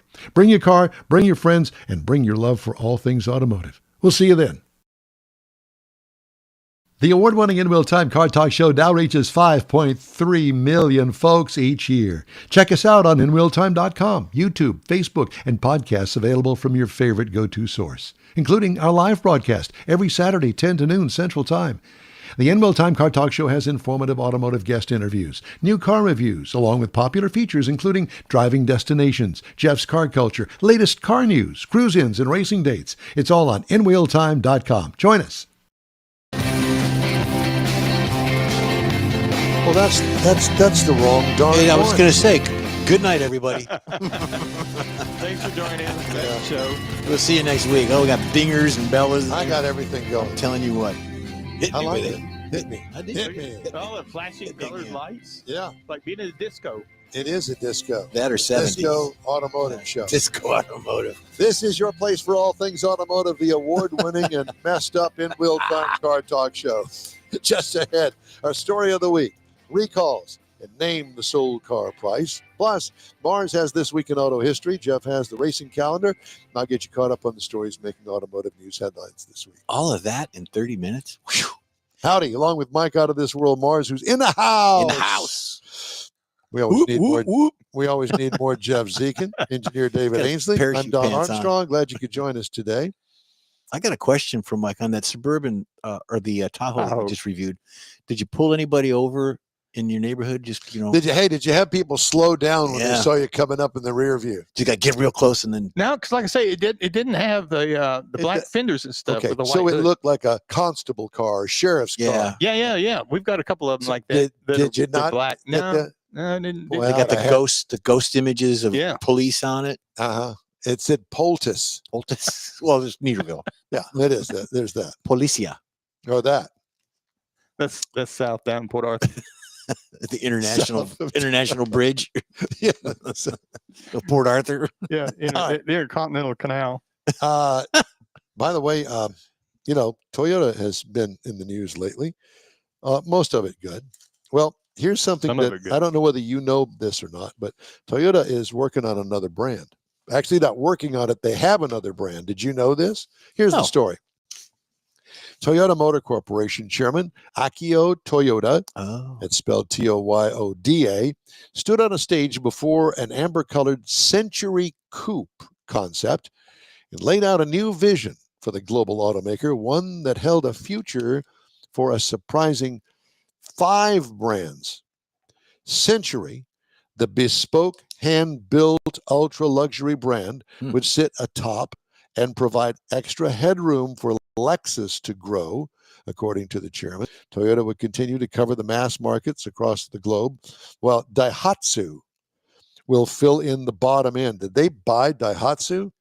Apparently they did at some point. I I thought missed they were it. always part of something like Yeah, that. Well, they well, make Stepsister tractors. of it. Yeah. Well, I guess Maybe they're perfect. At the bottom of the line car, the Daihatsu. Have you ever put driven one of fenders those on a things? track- Have you ever driven one of those? Mm-mm. Oh, No, sir. God. Well, Daihatsu was also there was another version. Anyways, go ahead. I'm sorry. Well, Daihatsu would fill in the bottom end with Japan-focused KEI cars. Now, that's not spelled, it's spelled that way, but I don't know how to pronounce it. Key. You sure? Yeah, I'm thinking it's key. Key or Kai? I think it's Kai Is it Kai? because we've Okay. talked to some people that have those vehicles trying to get them imported in. If you're with Daihatsu, give us a call. With Japan-focused Kai cars and products aimed at emerging markets. So Daihatsu goes to, Africa and emerging markets that buy cars these days. The 5th brand, A new high-performance GR brand was left mostly to the imagination, with Toyota promising more details before the year end. Well, we're getting close. Mhm. The brand appears likely to launch with a supercar called the GR GT, the spiritual successor to the Lexus LFA. You ever seen an LFA in person? No. Oh my gosh. Yeah. Oh my gosh. One, I think one. Yeah, I got to sit in one. I knew somebody that had one. I got to sit in it. I didn't drive it. Jason has them in his dealership every now and then. God, what a beautiful car that is. Two-door coupe. It's just beautiful. The GRGT? GRGT. Until now, Toyota has used GR as a sub-brand, similar to TRD Pro, to denote performance models within the Toyota lineup, including the GR Corolla hot hatch, most recently. The new GR Sport RAV4 set to arrive early next year. GR is an acronym for the automaker's in-house motorsports arm, Gazoo Racing, where Toyota himself drives under the pseudonym Morizo. The company has dropped hints about what's next. Okay? Toyota's personal obsession with motorsports and transforming the automaker's products from boring to passionate and exciting has driven the company's design for nearly a decade that he and other executives would greenlight development of a track-bound supercar, one which, if sounds from testing and the presence of exhaust ports are to be believed, will be powered by some type of V8 that isn't far-fetched. The story, by the way, from Automotive News. As a standalone brand, as Toyota suggested, GR would presumably need its own network of U.S. retailers and its own franchise agreements. If the GR GT is to be the brand's only vehicle, it is likely or highly unlikely that it would be produced in sufficient volume to make such a franchise profitable for the long term. Toyota produced only 500 copies of the Lexus LFA during its life from 2010 to 2012, for example, and that limited number was retailed globally. In addition to the question of financial viability for franchises, the automaker and the fledgling GR brand will also have to address another tricky matter. Will dealers awarded a GR franchise have rights to market and sell other GR vehicles under the Toyota brand, such as the aforementioned GR Corolla and the GR Sport RAV4? And if not, why not? Well, how much does it cost for a franchise? Does it say? Oh, God, millions. Yeah, but if you're only going to get one car Why to put in your showroom, once you sell it, now you're going to empty showroom. So now they're talking about, okay, enough of that. We'll deal with that long. You know that they already know the answer. They've given it to us. But I got a feeling that this new Century is going to be sold at Toyota dealerships and the Century. Don't you think it would be sold?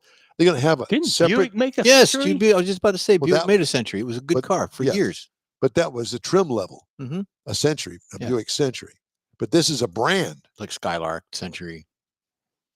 Yeah. So anyway, big news, I think, is just around the corner for Toyota. And they're doing lots of things. They're dropping some aspects of their racing support and going in a different direction. They're up to something over there. Well, so yeah, that's something to look forward to. Ford should keep its eyes open on them.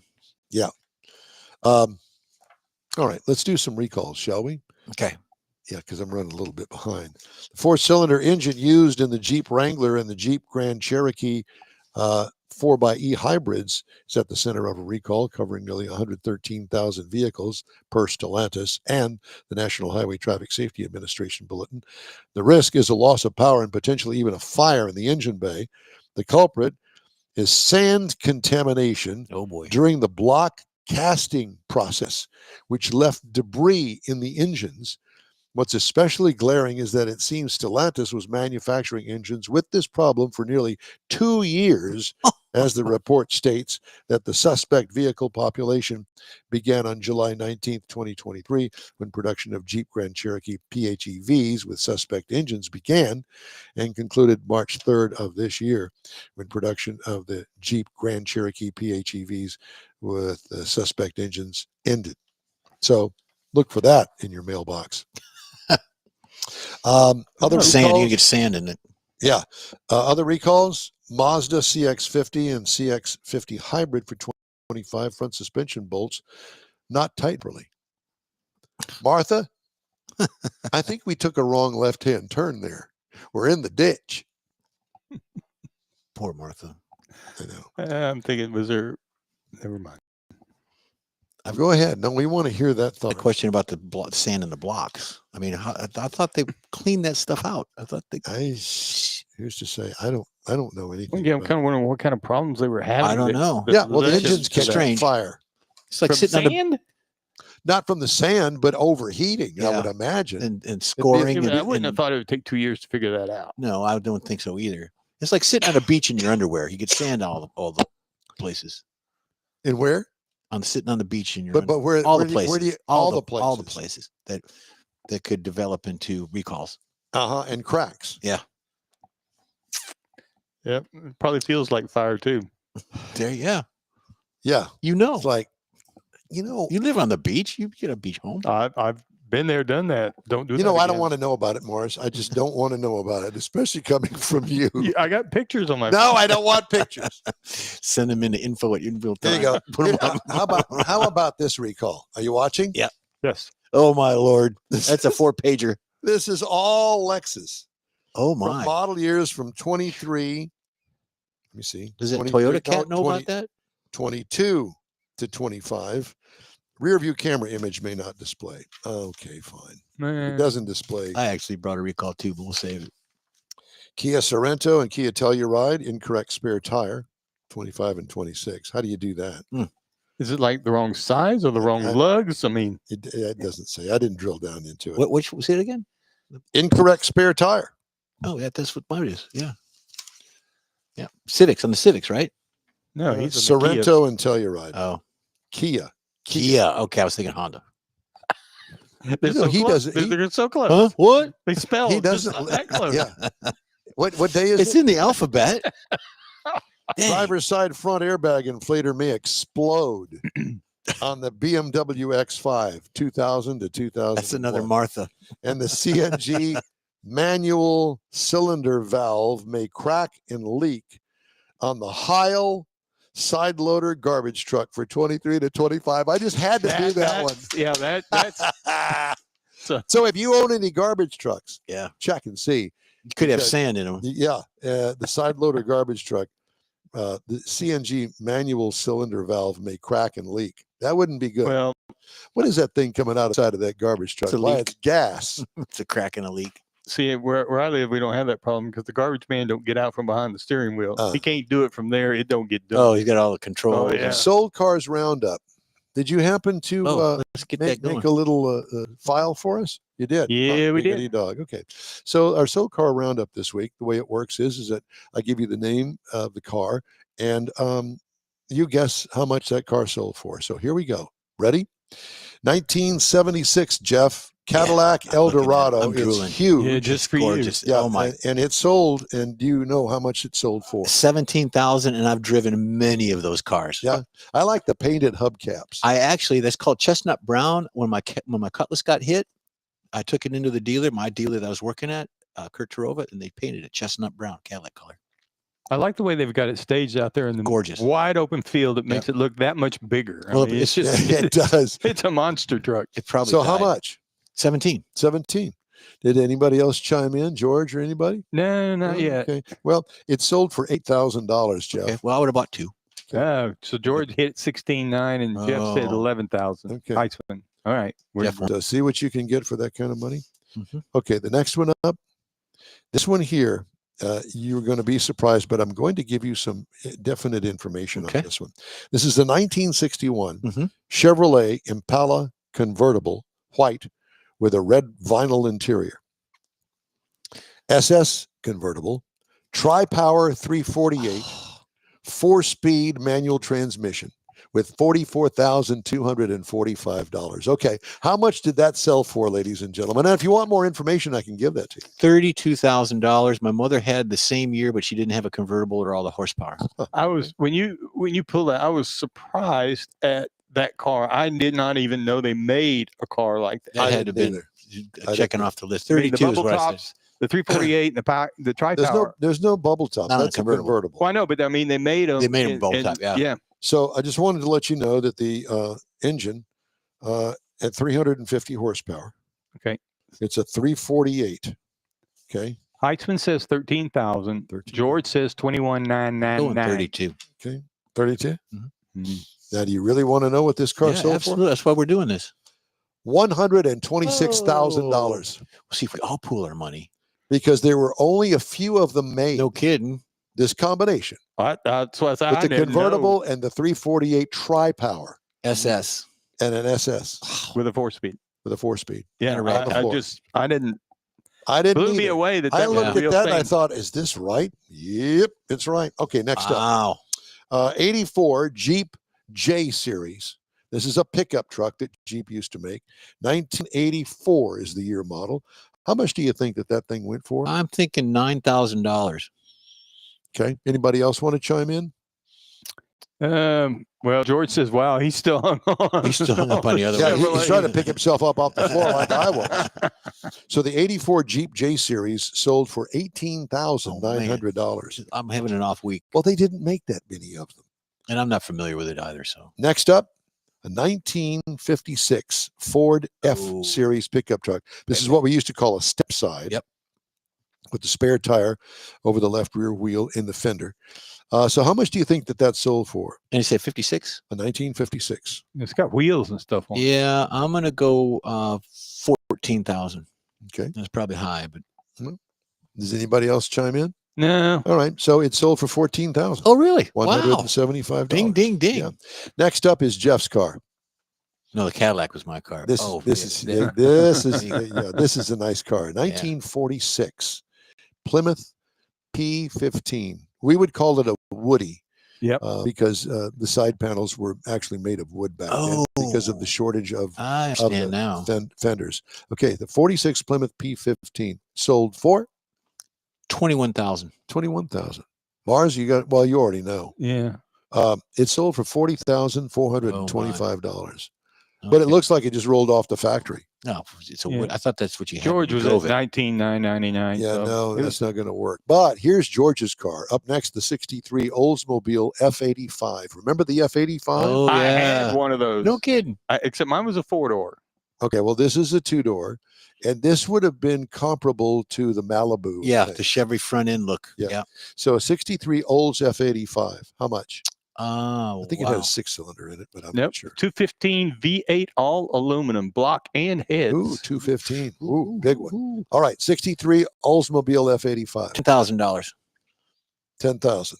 Anybody else? Jeff Heitzman, I think, got him at 15. 15. Okay, well, this car, clean as it is, Mhm. looks all stock and everything, $8,500. Okay. Next up, this is one that I had to put in there because I had no clue how much these cars were worth. A 1922 Ford Model T, obviously black, Mm-hmm. because that's all Henry would make. Yeah. Any color, But, you get it yeah. back. Yeah. Black. How much? 22 Ford Model T. Looks all original. Well, no, I take that back. It looks like it's a restored original. Yeah, yeah. Restored that 22 thing. Ford Model T. Gosh, I have no clue. I'm gonna go- $8,000. Wow. I know. I was going to say 10, but Yeah, 8,000. I wouldn't touch that with a 10-foot pole Yeah. because it doesn't. What does it go? 25 miles an hour at If most. And where are you going to drive it? Yeah. Exactly. A parade? Yeah, no, I'm good. And last but not least, the 1978 Oldsmobile 88. Now we used to call this the Delta 88. mm-hmm, mm-hmm. See those wheel covers? Yeah. Those were my winter wheel covers on my Nova. Those The wire wheel things? covers were on my Nova for the winter. 78 Olds 88. I'm going to say $6,000. 6,000. Uh, Anybody else? Mr. Heitzman's sitting at 5,000. $10,250. Cool. Coolness. All right. Well, that's the end wheel time for this week. I thought that you would enjoy those. Okay. Very nice. All right. Coming up. God, let me find that. Wait, I don't even know what the hell's coming up. Where are we? Yeah. What's my name?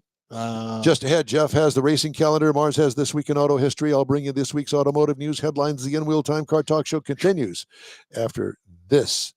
We'll be back in a flash. The Tailpipes and Tacos Christmas Edition 2025 happens Saturday, December 13th from 8 to 11 a.m., and you'll want to be a part of it.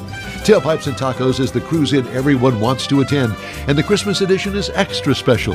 Donate an unwrapped new toy and help yourself to a free Loopy Tortilla breakfast taco. There'll be adult beverages available for purchase too. And don't forget your ride. Just cruise in and you're automatically registered to compete for one of 3 famous Chili Pepper trophies: Best Hot Rod, Best Classic, and Best Modern Classic. Tailpipes and Tacos Christmas Edition will be held Saturday, December 13th, 8 to 11 a.m. at the Loopy Tortilla Tex-Mex, located at 703 West Grand Parkway, just south of the Katy Freeway in Katy. Oh, and don't forget to bring the kids. There'll be special trophies and goodie bags for them too. It's the Tailpipes and Tacos Christmas Edition 25, Saturday, December 13th, 8 to 11 a.m. at the Loopy Tortilla Tex-Mex at 703 West Grand Parkway in Katy. Bring a toy, get a free breakfast taco, and enjoy the camaraderie. In Real Time will be there too. Apple or Android, In Real Time podcast can be found everywhere, on the stream and through downloads. Whether you're on the road or at home and jonesing for a different kind of car talk show, give In Real Time a try. Honest new car reviews, fun, informative interviews with real car people, weekly automotive news, features like Jeff's Car Culture and Mike's Driving Destinations, all on In Real Time. Check us out on SiriusXM Podcasts, iHeartRadio, or while you're shopping on Amazon through Amazon Music. InRealTime.com has a list, and we know you love lists. Our talk show. Time now for Jeff's racing calendar. Yeah, we all know Sponsored racing by the Texas Muscle Car Club. Thank you for that. I apologize. Appreciate it. Texas Muscle Car Challenge.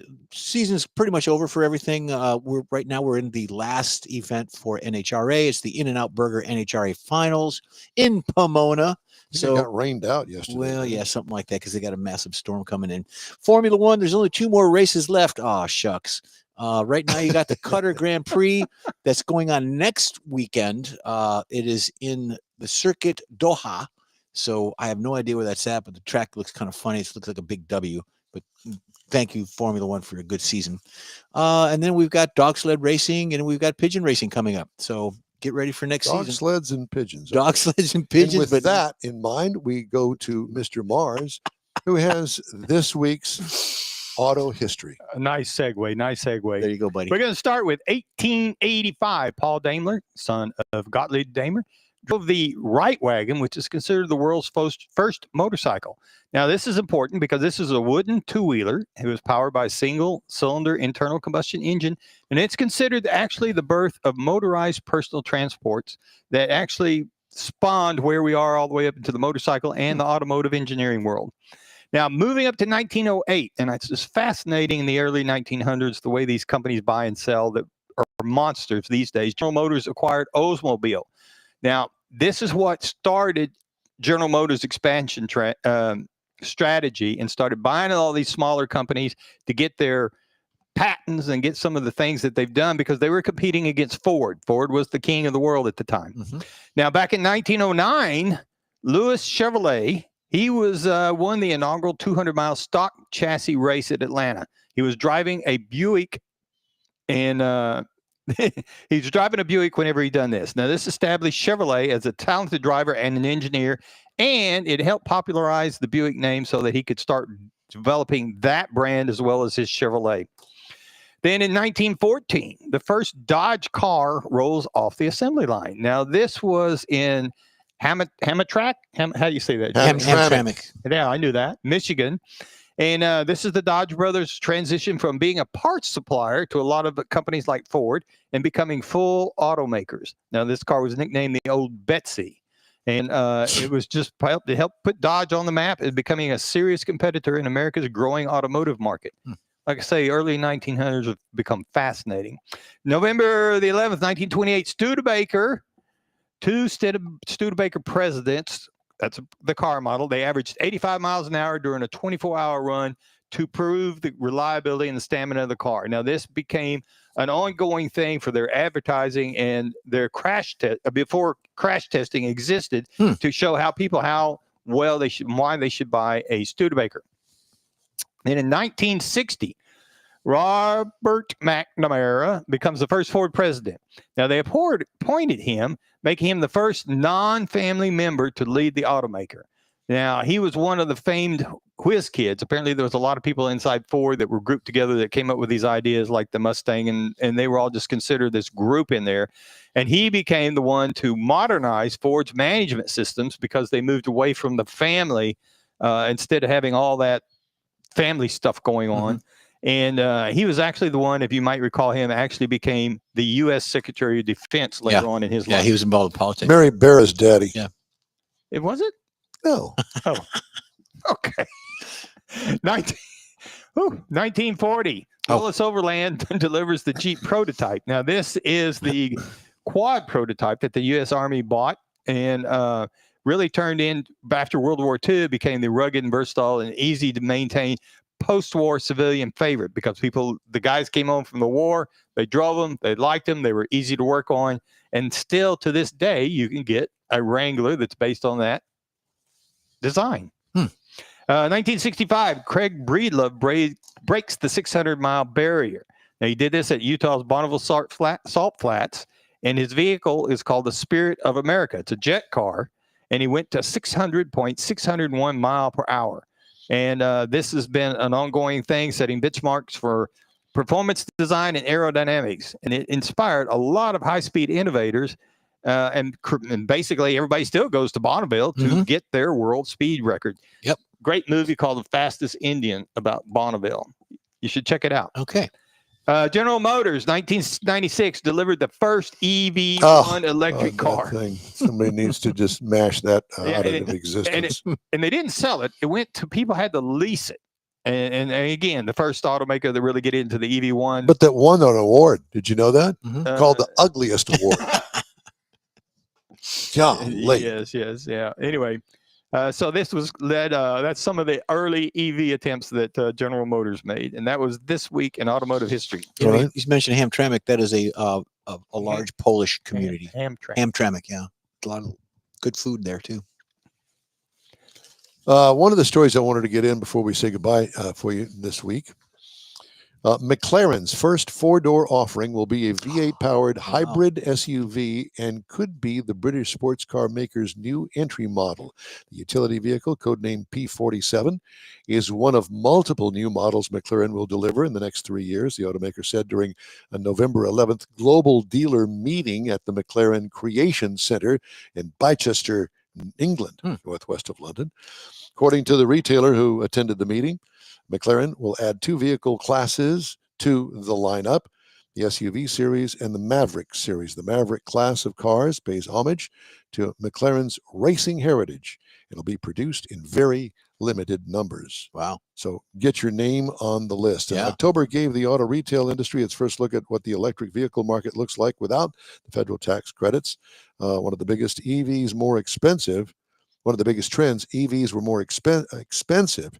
The average EV transaction price grew to $65,000 in October. That's up $3,000 from January and almost $5,000 from September, according to a report from Edmunds. The shift comes after Congress voted to end the EV tax credits at the end of the federal fiscal year as part of the Republicans' tax and spending law. We'll have more. Close out today's show right after this break. Who doesn't like a social event? How about one that centers around your love for all things automotive? Another Gulf Coast Auto Shield Car Social is back. Saturday, December 6th, 9 to noon at 11275 South Sam Houston Parkway, just south of the Southwest Freeway. It's a morning packed with incredible cars, some of the finest rides in town, from classics to modern exotics. Here's your chance to talk to fellow car lovers. Grab a coffee and check out how Gulf Coast Auto Shield keeps these rides looking perfect. Meet the team. Take a look around the shop to see firsthand how Gulf Coast Auto Shield gets the most of the look you're trying to create.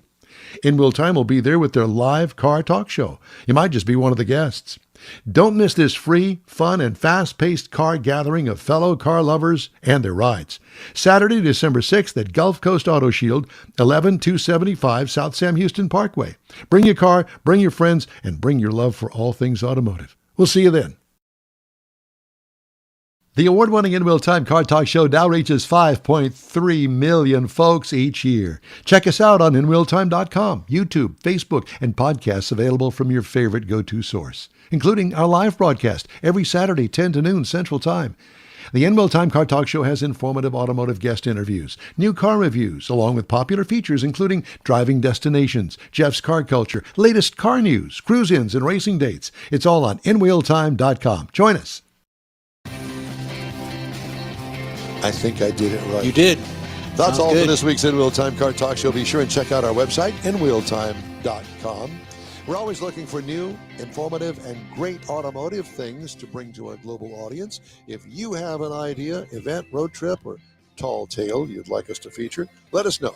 Our email address is info@inwheeltime.com, or call Mr. Mars. His phone number is on the website, too. Yeah. Bug him at 3 o'clock in the morning. It's a 900 number, isn't it? Yeah, it's still using the 900. When you're looking for award-winning car talk, you can find the In Wheel Time Car Talk Show 24/7 on the In Wheel Time app and website. Grab a podcast from your favorite podcast store. We video stream our live show every Saturday, 10 to noon, on Facebook, YouTube, and InWheelTime.com. The In Wheel Time video technical director is We Always Need More Jeff Zekin. For booking agent, video editor, and dancer at Deja Vu, Mike Out of This World Mars, and chief engineer David Ainsley. I'm Don Armstrong. Be sure and put our next remote broadcast on your calendar and plan to join us at Gulf Coast Auto Shield December 6th and Tailpipes and Tacos at the Loopy Tortilla in Katy. That's December 13th.